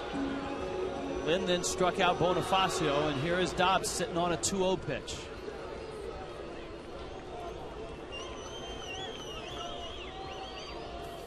And it's outside. Boy, and the guy who's had the best swings all night is on deck, Mike Stanton.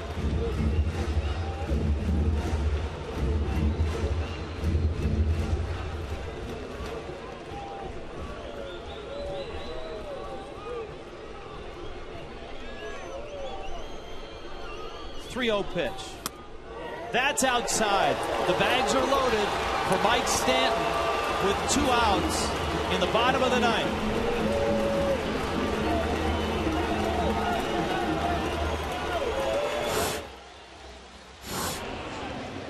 Remember, in New York,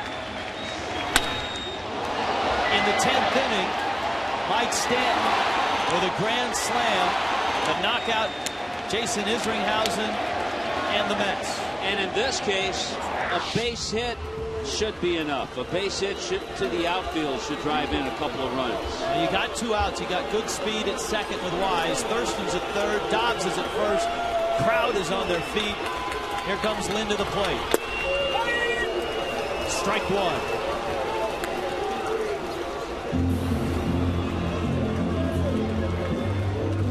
in, trying to save his first game in the big leagues, his first game as a professional. He has loaded the bases here in the ninth. He's got 2 outs. 0-1. Breaking ball inside. 1-1.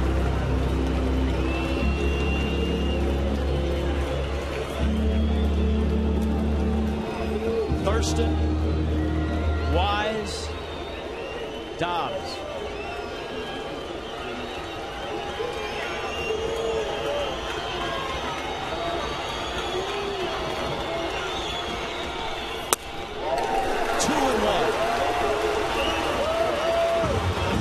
Still nobody throwing in the Cardinal bullpen.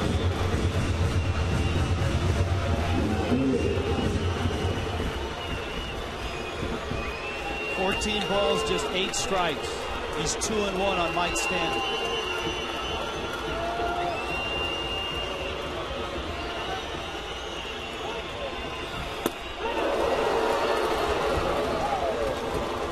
Two and two.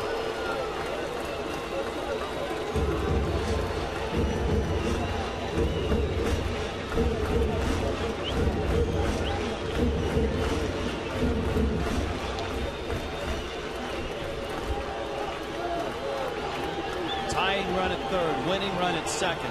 Bags are loaded. 2 outs in the ninth. Lance Lynn, the 2-2 to Stanton. Got him, he struck him out. And the Cardinals take the first 2 games of the series. It wasn't easy, but Lance Lynn gets his first professional save. Lance Berkman with a big night offensively, with a triple and an RBI double. And our SunTrust performer of the game, Lance Berkman. The big 3 all had big hits. Pujols a double, Holiday homered, and Berkman a triple and a double. 3-2 the final. The Cardinals beat the Marlins and have won the first 2 of this 4-game set. Marlins Live is coming up.